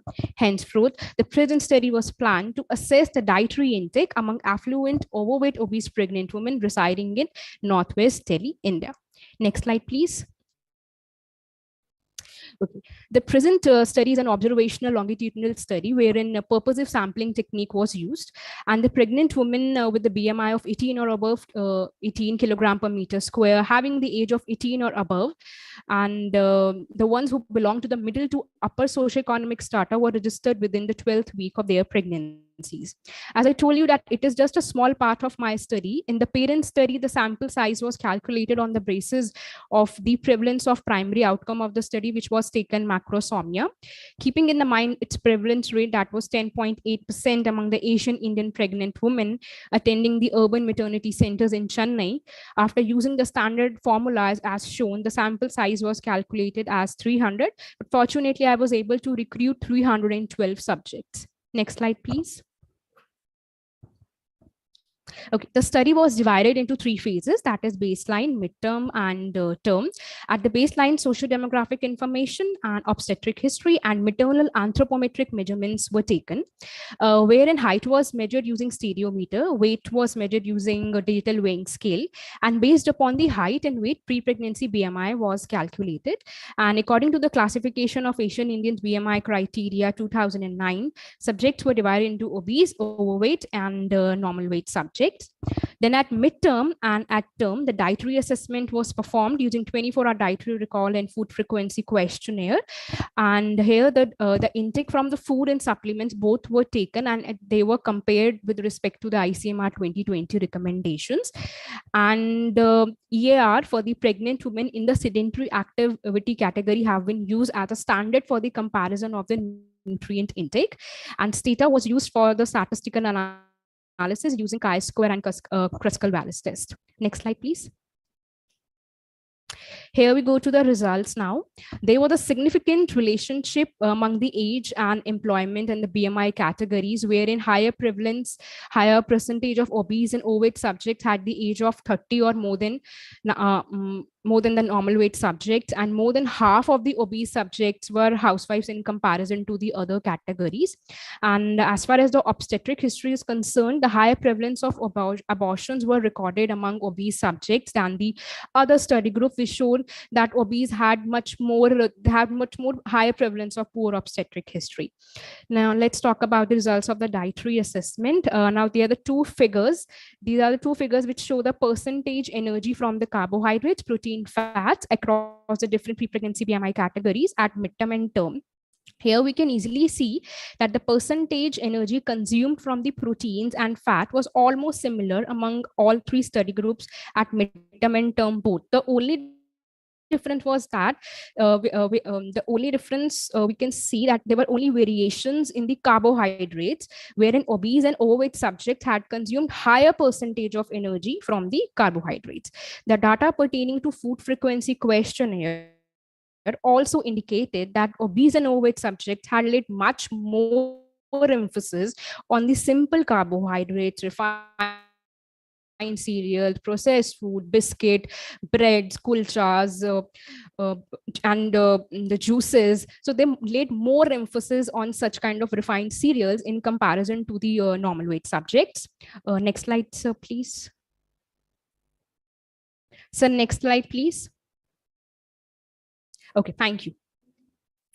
Okay, now here the present slide summarizes the mean dietary intake at midterm and term, and the results have indicated that the mean intake for the energy and all 3 macronutrients were increased among the obese subjects and the other 2 weight categories at the term. Next slide, please. Sir, next slide, please.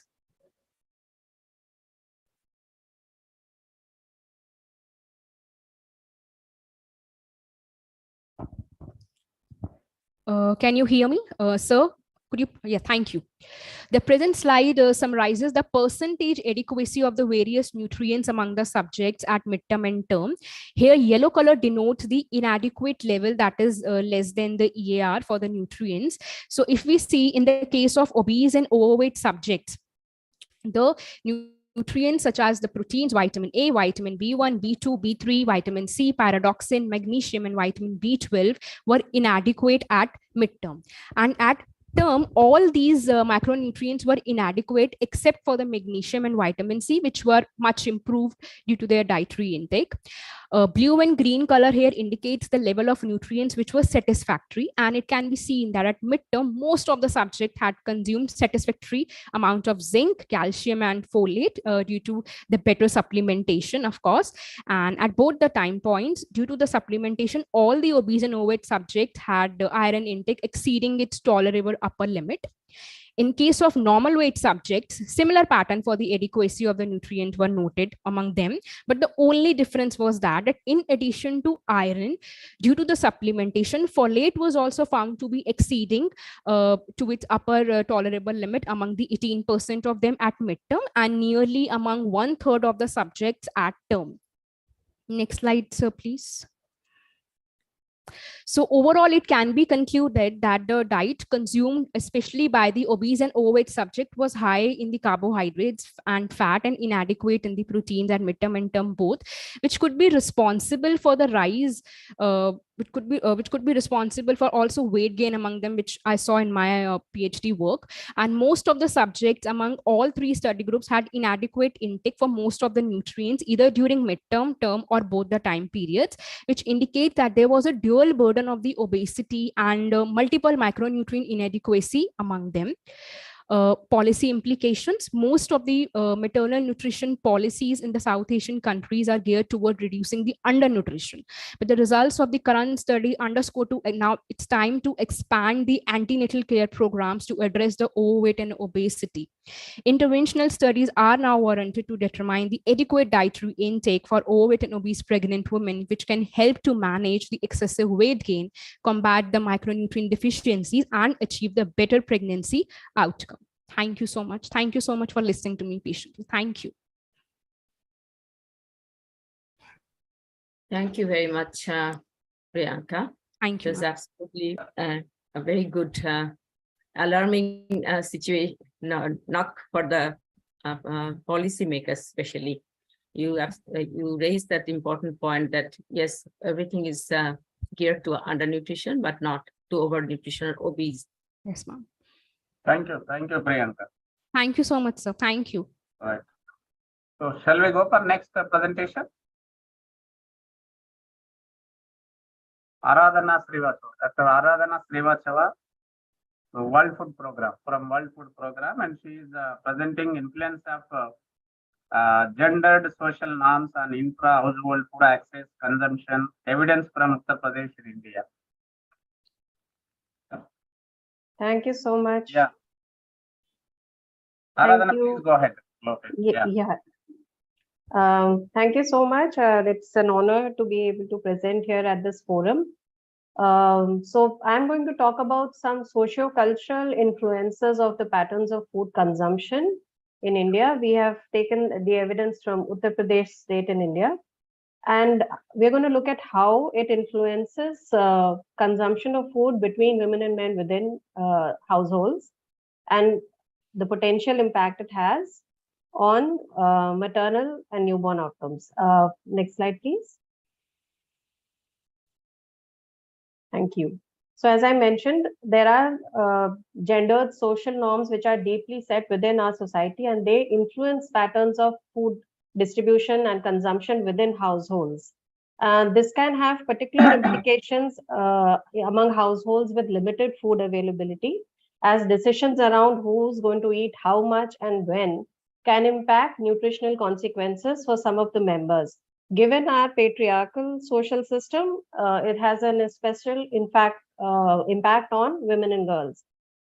Therefore, understanding intra-household food distribution and consumption is important in order to ensure that the needs of all individuals within the households are met. So our broad objective was to map these patterns of intra-household behaviors of food distribution and consumption between family members. So looking at women, men, girls, and boys, and how it affected their own nutritional status and food security, and looked at the potential impact on the nutritional intake, particularly of pregnant and lactating women, adolescent girls, and children. Next slide, please. as I mentioned earlier, we conducted this study in the state of Uttar Pradesh in India. We covered 3 districts, Lucknow, where we looked at entirely urban poor population, and then Fatehpur and Jaunpur for rural poor, Jaunpur particularly because it has a higher level of migrant population.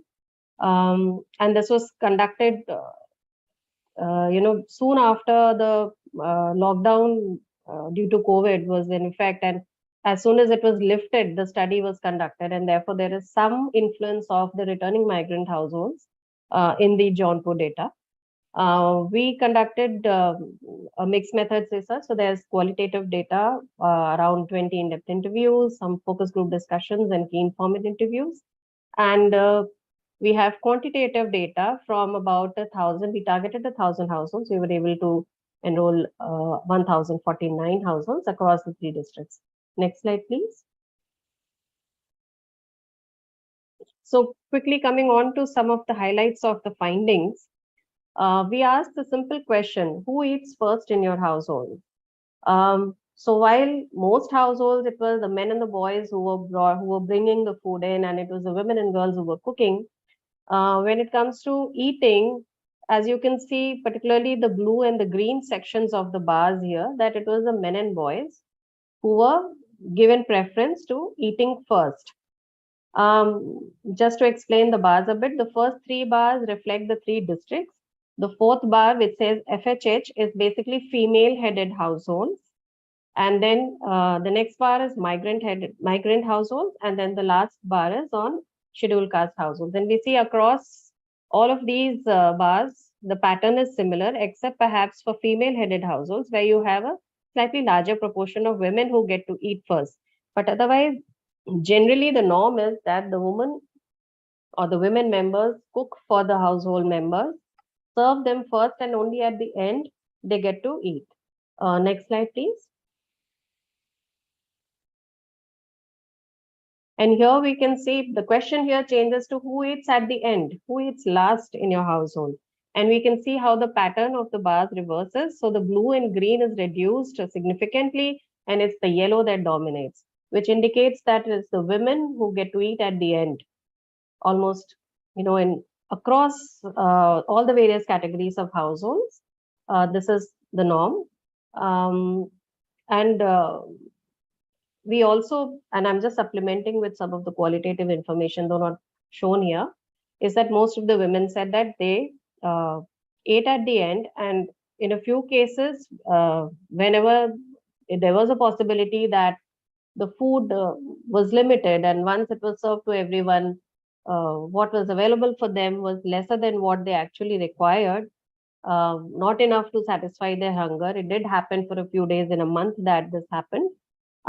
But being a social norm, it was not something that was considered discriminatory. It was very well accepted. It is the system across the board, and there was no questioning it. In fact, women couldn't imagine that they could even, think about whether or not the food that they were getting was really sufficient, not sufficient. It was their duty, and they were doing it very happily.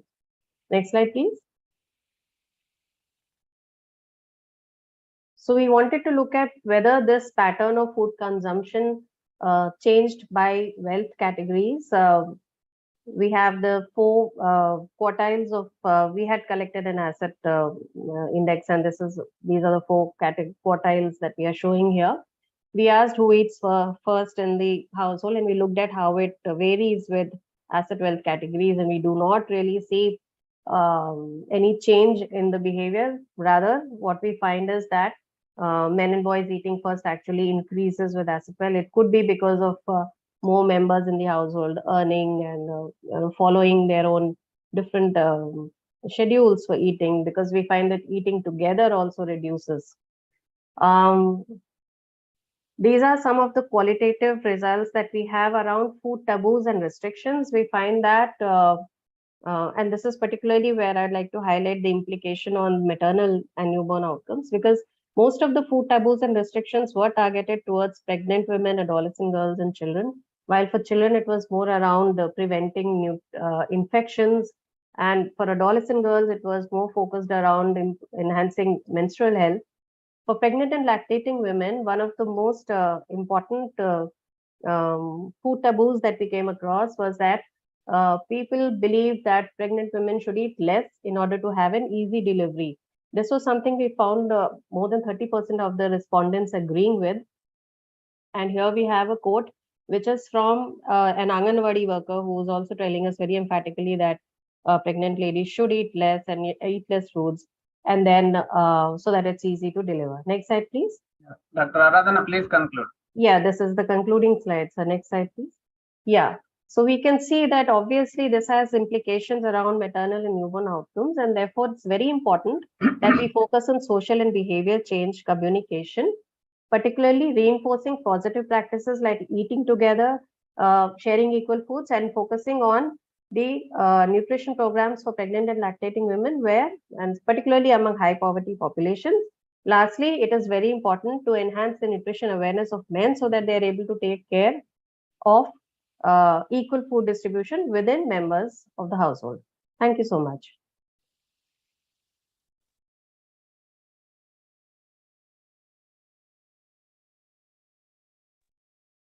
Dr. Lakshmaya, you're on mute. Thank you. So, Dr. Aradhana, very good. You brought some important points, because even though we know some of the states this is prevailing, that is when men given priority in the house and then boys. That gender preference is there in some of the households, not all, but some of the households still there. But your presentation seems to be even poor houses, it is better. The percentage of eating is more in the poor houses compared to well-off houses. So thank you very much. We will discuss afterwards. Thank you so much. Yeah. So we can invite other next presentation, please.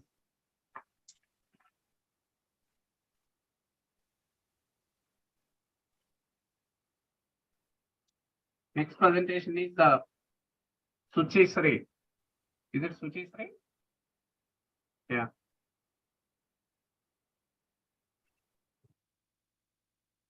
So she is presenting social environment, mental health, and dietary diversity, a multi-component pathway analysis among married women of reproductive age in Bihar. So please go ahead, Suchi Sri.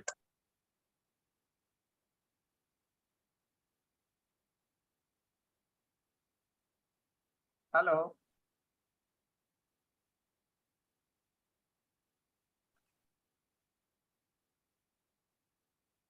Dr. Lakshmaya, I think we have lost Suchi. Can we go to the next presentation, and in the meanwhile, Yes. we can check when she Okay. joins. We'll go next. So next presentation is Emily Fabian. If she is there. Yes. I'm here. Please go ahead. Please go ahead. She is from London School of Hygiene and Tropical Medicine.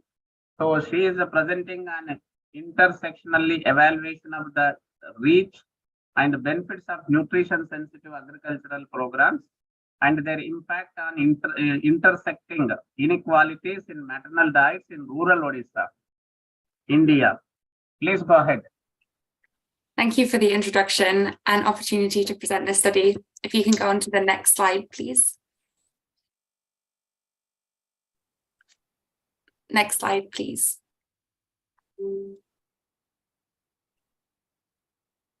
Emily, we are on the next slide. Oh, thank you. Yeah. Sure. I think there is a little delay at one of the ends. Yeah, no worries. Thank you. So I'm beginning with what intersectionality is. Intersectionality is a framework for understanding how multiple social and identity characteristics intersect and overlap to shape people's experiences and ultimately their health outcomes. Now, in India, nutrition inequalities are observed along distinctive social stratifications, yet research on how these characteristics intersect to affect nutrition is particularly sparse. Understanding intersectionality effects of nutrition programs can help us ensure their impacts are equitable and reach the most vulnerable. Therefore, in this study, using the intersectionality framework, we investigate how differences in the reach and benefits of nutrition-sensitive agricultural programs of the Upper Van trial impacted intersectional inequalities in maternal dietary diversity. So we assess differences along three important intersections, so caste by education and caste by wealth. So CAST compares groups referred to as scheduled tribes who are indigenous communities. They tend to be geographically isolated and also tend to have the worst nutrition status. And we compare them to other caste groups in the community, which mostly comprise scheduled castes and other backward castes, groups who can also face several but different forms of disadvantage. So caste is intersected with either education or wealth to understand how differences based on these characteristics affect participation and dietary impacts of NSA programs. Next slide, please.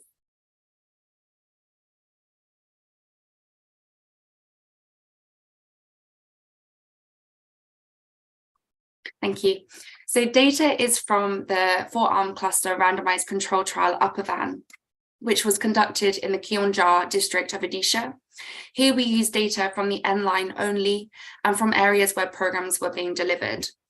So the programs involved either women's groups using nutrition sensitive agricultural videos or nutrition sensitive agricultural videos and nutrition specific videos, both programs analyzed together here. The other program involved the same, but also included a cycle of participatory learning and action meetings, here referred to as PLA. So the trial's impact evaluation found that the program substantially improved the portion of mothers achieving minimum dietary diversity by between 18 and 30%. So in this analysis, we use counterfactual theory to decompose caste by wealth and caste by education intersectional inequalities in women's diets that was due to differences in the level of participation, differences in effects of participating on women's diets, and differences in the effects of participating caused by differences in the level of participation. Next slide, please.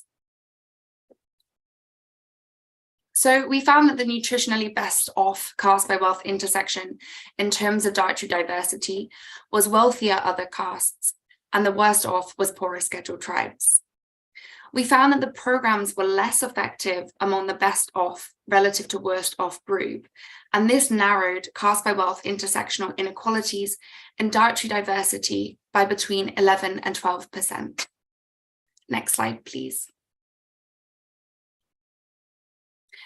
So we found that the programs involving videos on agriculture and nutrition only were less effective among the least disadvantaged groups, for example, high education other castes, relative to singularly disadvantaged groups, for example, low education other castes, reducing inequality in dietary diversity by up to 15%, which is shown highlighted in yellow in the tables. As such, the actual observed inequality in diets, which is indicated in the top row of the table at N line, is lower than the counterfactual scenario had no one participated in the intervention, which is indicated in the second row of the tables. Next slide, please. However, in the same programs, so those with videos on agriculture and nutrition only, we found that groups that were singularly disadvantaged benefited more from participating than groups that were multiply disadvantaged. For example, women with low education and belonging to scheduled tribes, which widened gap in diets between those groups. And these effects are highlighted in yellow in the table. Next slide, please.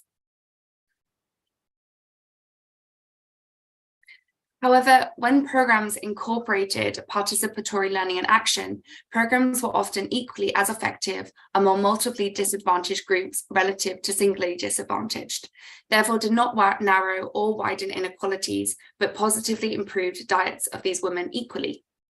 An exception to this, however, was among the poorest women, where other castes benefited more from participating than scheduled tribes.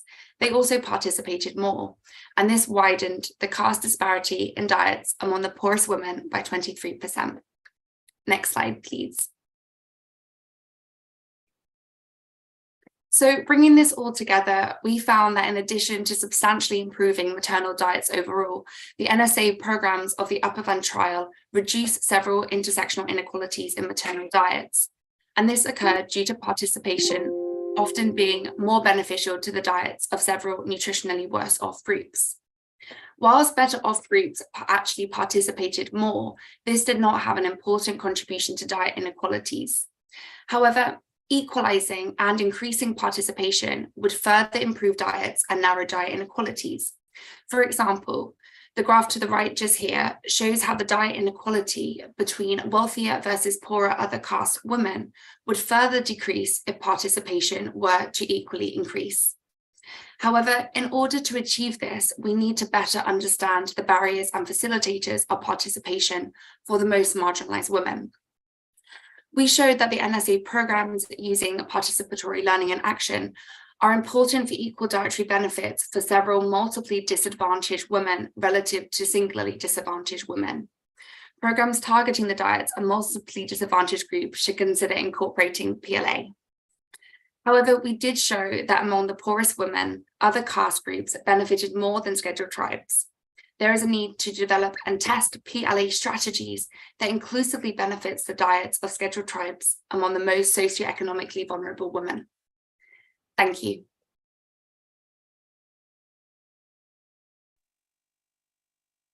Thank you very much, Evelyn. I think it's an excellent, Emily.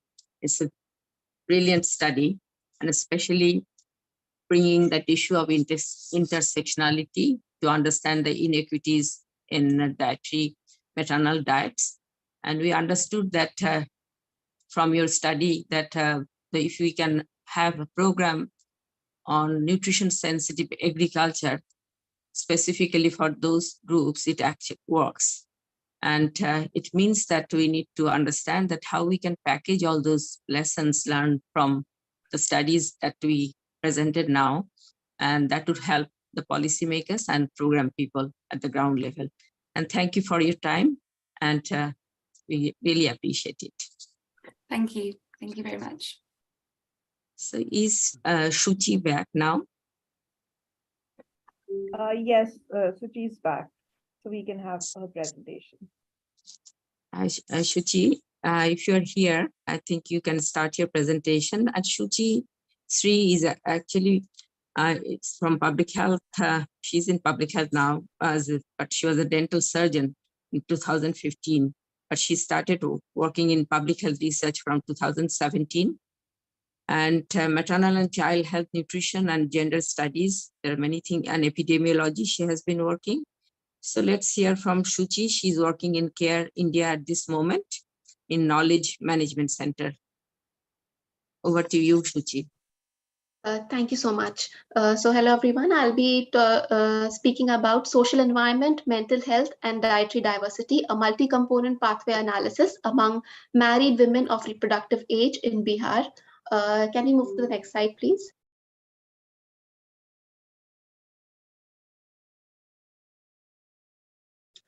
Yeah, so as we know that women of reproductive age are nutritionally more vulnerable because of their physiological demands during pregnancy and lactation. However, in states like Bihar, more than 25% women of reproductive age are undernourished, which includes more than 50% of them being overweight, more than 60% being anemic. And mental health is often silenced among women, and the emotional roots of undernutrition remain unexplored, calling for a deep dive. And evidence suggests that social oppression and poor mental health are interrelated precursors for undernutrition, which affects almost 20% Indian women. So therefore, we conducted a study with the objective to understand the dietary practices of women of reproductive age in Bihar, and also to determine the correlates of minimum dietary diversity among women. So next slide.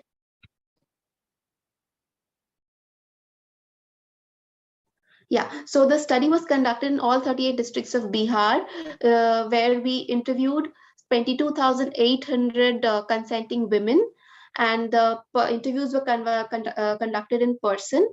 The analysis which we conducted, where the outcome of interest was minimum dietary diversity for women, which was a dichotomous indicator created for whether or not these women had consumed at least 5 out of 10 defined food groups in their previous day, based on a 24-hour recall. And this was used as a proxy indicator to reflect micronutrient adequacy in their diet. The other potential correlates included in this analysis were the social demographic profile of women, experience of any form of violence, Then some components of women empowerment, including their mobility, decision-making capacity within the household, and economic independence. And then was the history of any mental health disorder. Primarily here we looked into major depressive episodes, social phobia, obsessive disorders, generalized anxiety disorders, and all the analysis was conducted using SAS, statistical software. Can you move next slide, please? So the findings of the study are here.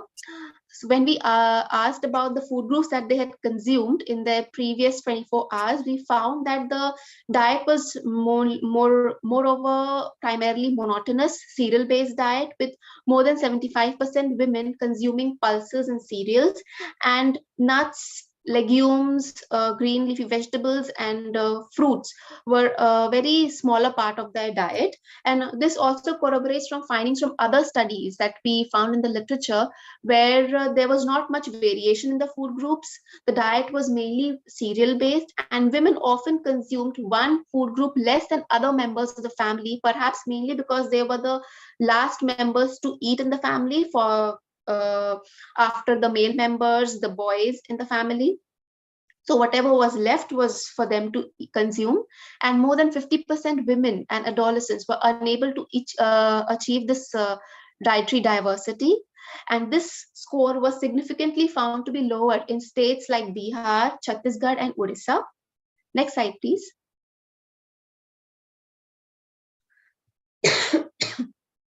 So yeah, so what were the determinants of dietary diversity? The women who were more likely to consume a diverse diet included those belonging to a better socioeconomic status, non-marginalized caste, educated, and were counseled by the FLW on good food eating habits. As you can see, the odds ratios over here. Next. Exposure to media and some level of women empowerment, that is, if they had a capacity of decision making within the household, economic independence, they were more likely to consume a diverse diet. Next slide, please. Excuse me. So the women who were less likely to receive a diverse diet included those belonging to a Hindu religion, had a larger family size, so there were more people to feed, so they were unable to keep some diverse food groups for themselves, and those who are belonging to a higher age group. Next slide, please. Yeah, so here you have the main determinants, that is, if there was any experience of violence, emotional or physical, or any history of mental disorders, so women were less likely to consume a diverse diet. Next slide, please. So as you can see from the findings that what we have shown is the unidirectional association.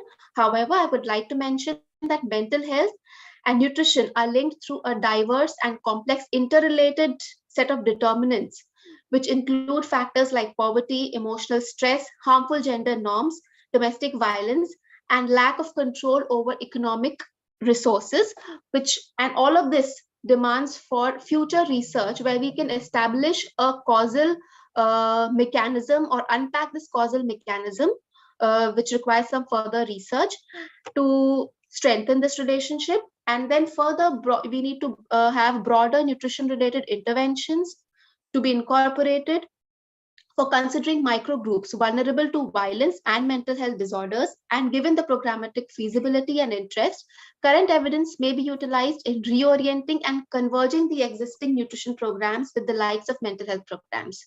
Thank you so much. Thank you very much, Shruti. I think you brought, not only that from nutrition specific perspective, but you also brought the broader issues of mental health and violence, which is really critical for us to understand, especially the women from the populations they're living, the vulnerability they do have. So with this, we should thank you, and we need to go to the next presenter. Thank you so much. Yeah, thank you. Thank you, Shruti.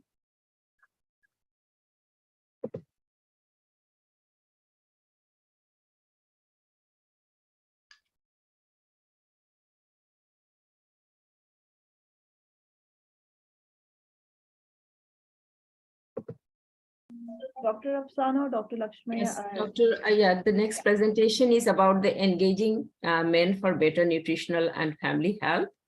And our presenter is Anurudra Bhanoth, right? Andy Bhanoth? Yes, right. That's Andy's the short name. Hi. Thanks. Yes, thank you so much for joining. Thank you so much. Can we move to the next slide, please? So the background to our project has already been covered in parts by Dr. Aradhana Srivastava and Dr. Shuchi Shri, who have, told us about why women get to eat in the end and only the leftovers. Our exploratory research also showed that women generally also suffer from time poverty, and what was brought into the house was dictated by the male preferences of what they wanted to eat. And women had very little agency of, going out and fetching more nutritional products for themselves, for the family, and specifically for children under 2, who were the main focus of our study. Our study was a learning pilot supported by the Bill and Melinda Gates Foundation, conducted in Samastipur district of Bihar over 30 months. Originally, it was supposed to be a 12-month study, but because of the pandemic, it extended up to June of 2022. And we used a combination of a lot of exploratory research with human-centered design. So our focus was that how do we engage men, which was identified as one of the key causal pathways to improve the nutritional diversity and the nutritional status of women in our literature review and in our exploratory research. How do we engage men into nutritional decisions, which are traditionally seen as a woman's domain. So cooking, kitchen, etc. is seen as a woman's domain, although she doesn't have either the resources or the decision-making power or the agency to decide what to eat, what to cook, and how much to eat. Next slide, please. So our main intervention was hooked around the aspiration that every household has of a better lifestyle and economic well-being. So we couched this entire intervention as a financial planning course, wherein they were the couples who were enrolled into the study, they were explained the importance of feeding the child and therefore how it will bring down the health expenses and how it will have a longer demographic dividend of the child growing into a healthy child and the entire family remaining very healthy. So we used a combination of video. So there was a series of video. The financial course was delivered as a story told by a couple and their mother and other actors in the drama. Additionally, we recruited the couples by showing them a poster, by putting the poster at vantage points in the village so that people could see and they could call our community coordinators. We also gave them a purchase bag, a shopping bag, which had a reminder of the dietary diversity of what kind of food they need to go out and buy. And then a tracking tool, a visualization of a tracking tool, which showed how the mother and the father can track what is being served to the child. You can learn more details about our program at our website, www.engagement.in, because I have limited time, so I need to move to the next slide. Next slide, please. This I have already covered. Okay, this I have already covered that we did the pilot in Kanpur block of Samastipur district. We recruited close to about 1,000 eligible couples, and all of them had a child, and all of them they had a child in the age group of 6 to 23 months. And the course, the financial course, it educated them on how to choose more nutritious foods, along with the financial education of budgeting, planning, saving, etc. This was also shown as one of the ways of decreasing expenses, because there was also a perception that nutritious food is often very, very costly. Next slide, please. So the impact of our interventions is, although it has been tested only at a pilot level in one district of Bihar, it needs to be tested at scale, either at a state level or at a national level. But we found that the results are very, very encouraging. So people who were exposed to our intervention, they showed definitely a much higher knowledge about dietary diversity. The net effect among women was about 34% points and among men was about 22% points. We used a methodology of difference in difference. That is, we compare across two timelines, baseline before the interventions began and end line after the project ended, between an intervention group and a comparison group. And as you can see that across both the groups, men and female, the knowledge increased significantly. Next slide, please. So we also had qualitative feedback that, people who had earlier perceived that buying nutritious food could be very costly, they started actually realizing that they could buy more nutritious food in lesser money. And at the same time, they also started saving based on the story that we had used for the financial planning videos. They actually went out and bought a gullak, which is very symbolic to their understanding why investing in good nutrition makes a lot of sense. Next slide, please. We also found that, the couples who were exposed to our communication, there was much greater spousal communication and discussion on the child's food need between them. There is a question which I am not sharing, but that also showed that more men from the exposed families, they were aware of what the child was eating and what the child's nutrition needs were. So, you have only 1 minute. Yes, I'm wrapping up. They discussed, and therefore, the agency among women was much greater. The next two slides also show similar results, showing that the dietary diversity of both the child as well as the mother, the pregnant or the lactating mother in the family also increased. The next two slides, please. Next one. Yeah. So this shows that child's dietary diversity improved significantly. Both the men and women responded that. And the next slide. More men were participating in procuring and feeding children. The last slide, please. The mother's dietary diversity also increased. Yeah. So the last slide, I'll hand over to my colleague Zara Udvadia to just summarize the key learnings that we have from this pilot. Zara? Thanks, Andy. I know we're really short on time, so I will be very brief. I think essentially time is up, so please finish it in 30 seconds. Yeah, I think just financial planning, we realize, is a really excellent gateway into conversations around household nutrition and health. And what this does is bring couples together, and this joint couple decision making shows really high potential in shifting health behaviors. Yeah, there are other learnings also, but we will leave it for the audience to speak. Yeah. Thank you very much. Thank you. Thank you. Thank you. Sorry for interference, but this is also another important study that reflected that how bringing men into the whole issue of gender equity that we have been discussing from the morning, that how could you bring this improving maternal diet, even for children's diet, need to bring both men and women together. So when you involve men, that means that it actually enhances nutrition for mothers and also for the children. Thank you so much. This is one important study that we need to also think about, that how we can package. So next presenter is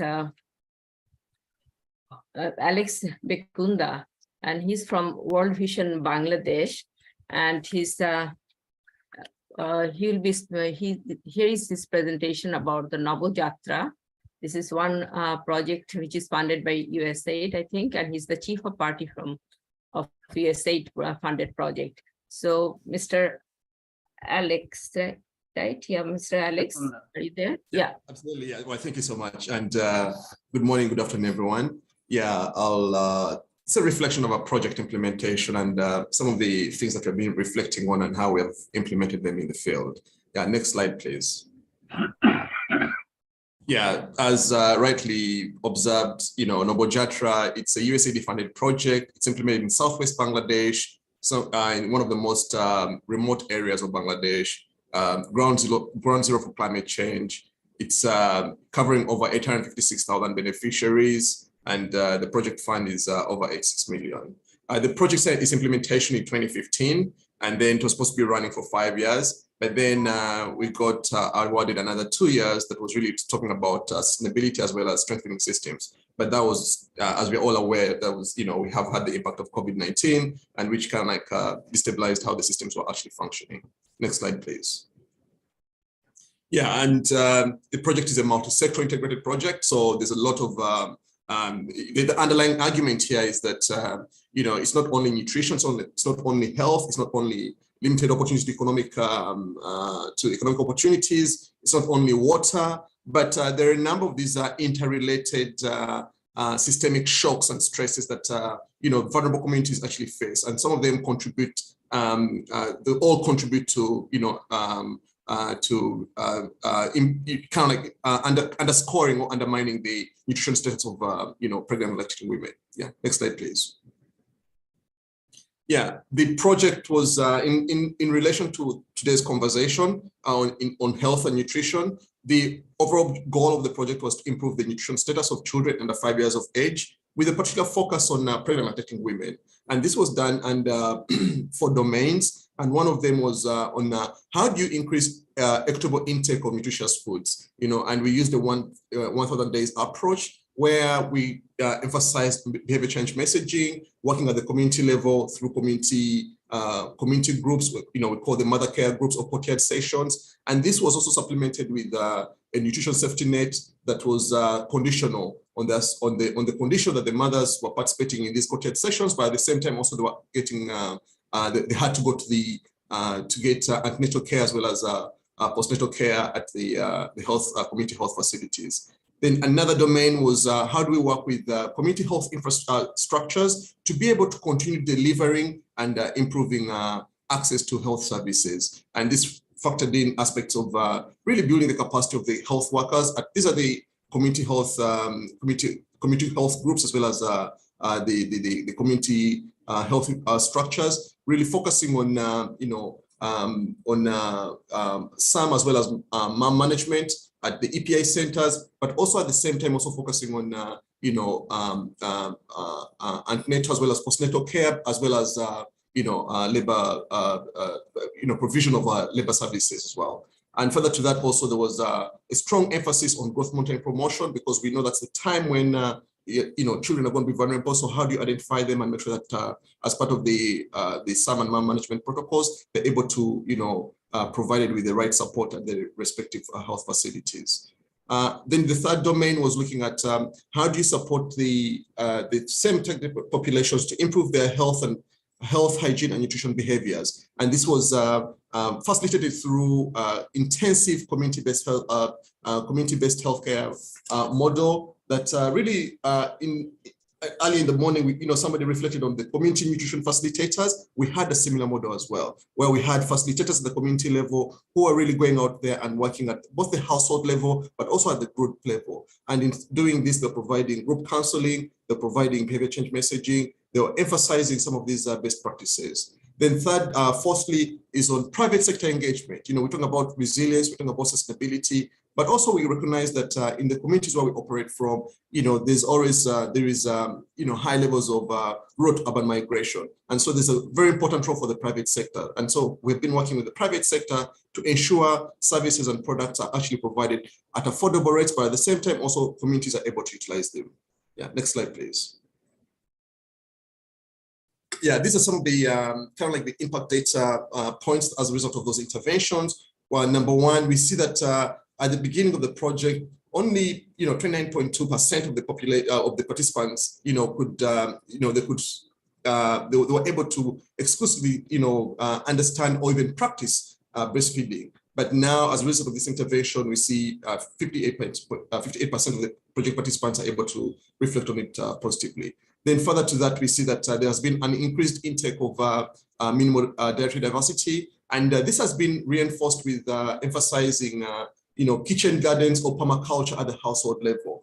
We have to also be mindful in the Southwest as well. Southwest Bangladesh, it's impacted by, continuous salinity, continuous flooding, continuous cyclones. And, on average in Bangladesh, 3% of the population, the country is losing on average 3% of its land due to soil erosion. But through these permacultures, through these small gardens, households are able to grow nutritious, sensitive food for the household. Then another key performance indicator there is, 54% of women now have, 8% of there's been an 8% reduction in child stunting as well. And so at the beginning of the project, there was, almost 27% of reported instances of child stunting. And as a whole, the interventions have worked through, being able to deliver these interventions through over 446,000, caregivers. I think one of the presenters also talked about the role of different, the different participants at the household level, mothers, fathers, grandparents, the children, and how they are just, prevailing social norms that actually influence also nutrition at the household level. Next slide, please. Yeah, this is a reflection on kind of like when we talk about sustainability as well as resilience, what does it actually mean? When we started off as at the beginning, we had over 900 facilitators who are directly employed by the project and providing these services at the community level. But then as we're winding up, because the project is closing out at the end of this year in December, one of the things that we've been able to see happen is that the government has taken on these facilitators and actually employed them as multi-purpose health volunteers who are providing a number of services at the community level. Then further to that, in ensuring actually, there is the role of the private sector, because we know the private sector also plays a critical role in sustainability, getting, mothers, these are extremely vulnerable mothers, extremely very poor, and also supporting them to be able to earn an extra income. And, kind of like also stem the road to urban migration as well. And so we have worked with some of the private sector companies such as SCI, as well as social marketing company, to empower women as well as make them last mile agents who are delivering not only delivering health and hygiene products at the community level. Yeah, I think that's the end of my presentation. Thank you so much.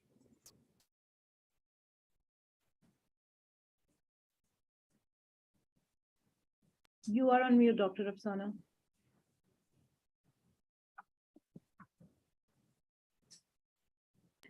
Thank you very much, Alex. Your presentation is great and you are on time.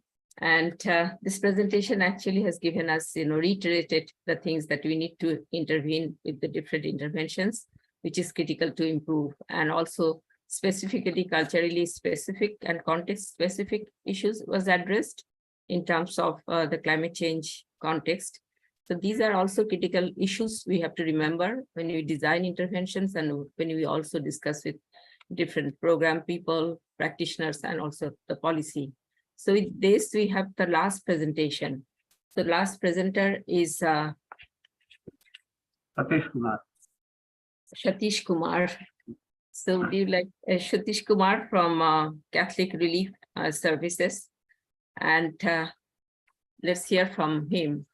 And he has so much experience in this particular field that we have been working. Are you there? Yeah, Sir? I'm here, ma'am. Yeah, I'm here. I'm here. Sorry, my. Please go ahead, please. Thank you. Can I have the slides, please?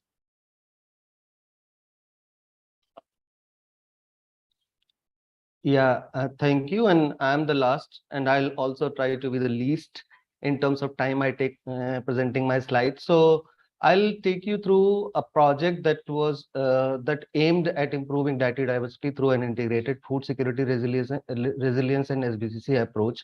This was a 5-year, next slide, please.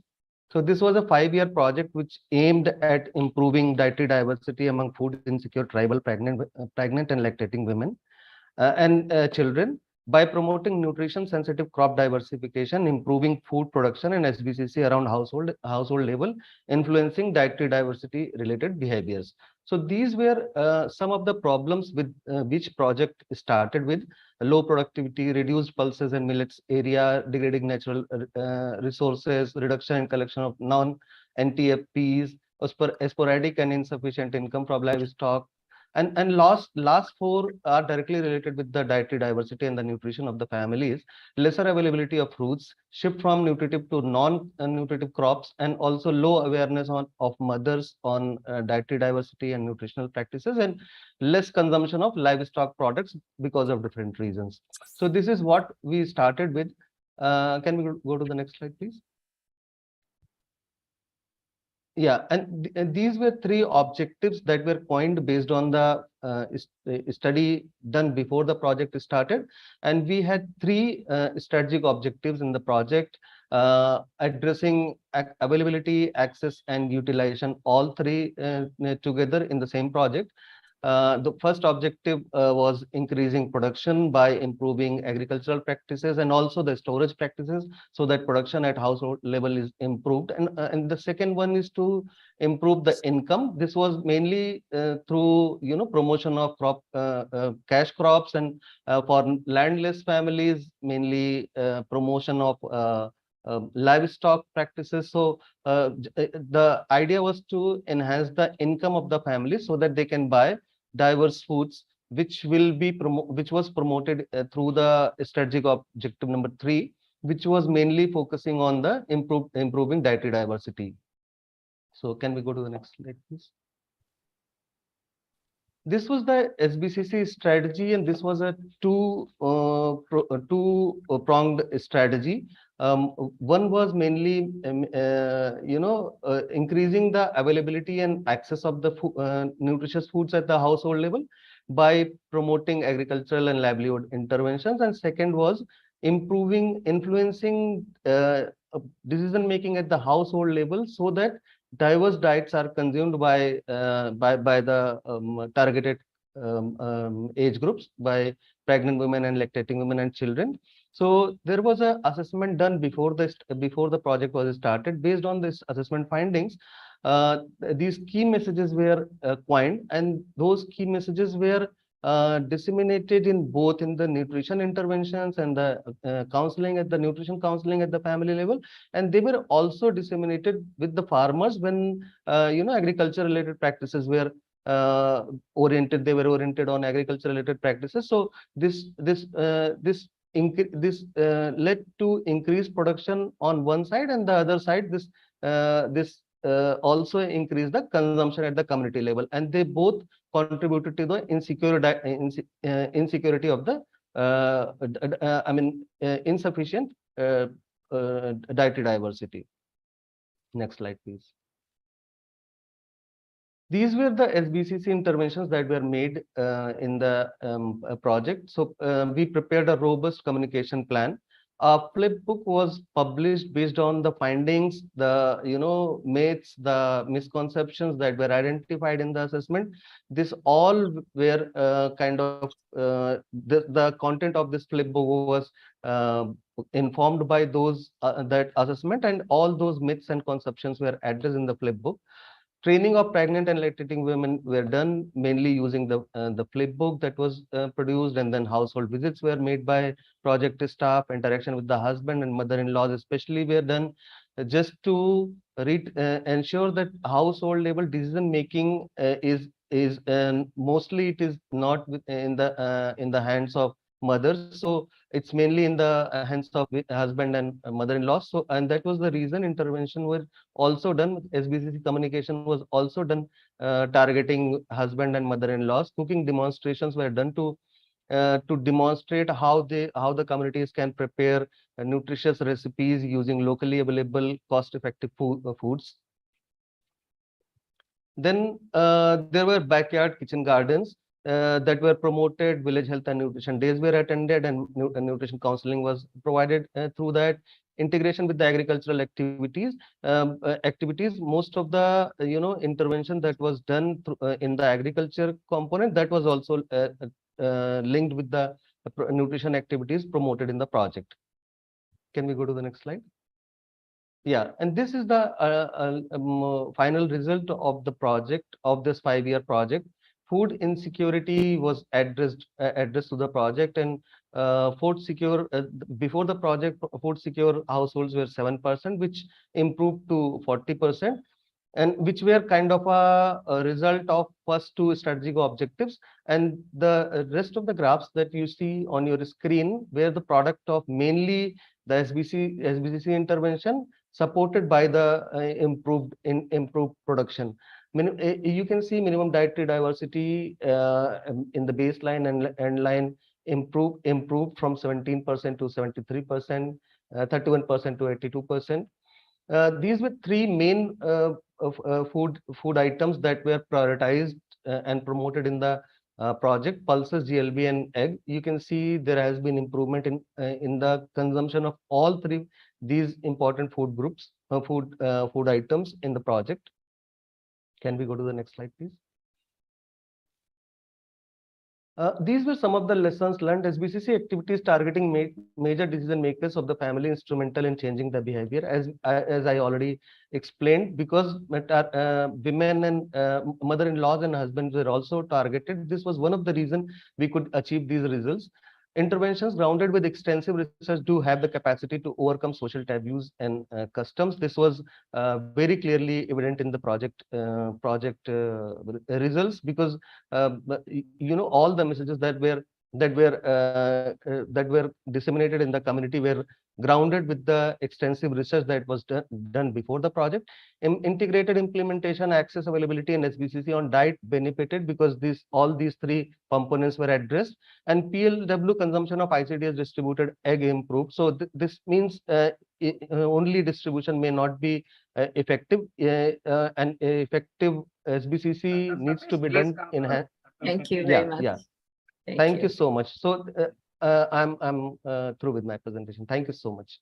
Thank you. Thank you very much, Dr. Satish. It is a very wonderful and very innovative study. And because your major focus is in SBCC and towards improvement of dietary diversity, because that is more important, because the knowledge level and practice behavioral change is very, very important. Diet, because the purchasing power may not be a problem now, but the only thing is knowledge and behavioral change is very, very important. And in your project, you brought into effect, and the very good impact we have seen. And even we think that, because most of the times we say that even literate people also nutritionally illiterate, because the nutrition literacy is very, very important, and that only works ultimately. So most of the presentations also focusing on dietary diversification. Diet is so important, and we have already said in the beginning itself, and several things also now we are discussing. One is so you eat for your genes, because Asian genes are bad, and you select a healthy diet, then only, and your Asian genes are bad, and your bad behavior is the risk factor. So these are the things, because the diet is very, very important, as even in the context of non-communicable diseases, and as well as balanced diet is very important to reduce the malnutrition and undernutrition, micronutrient malnutrition. And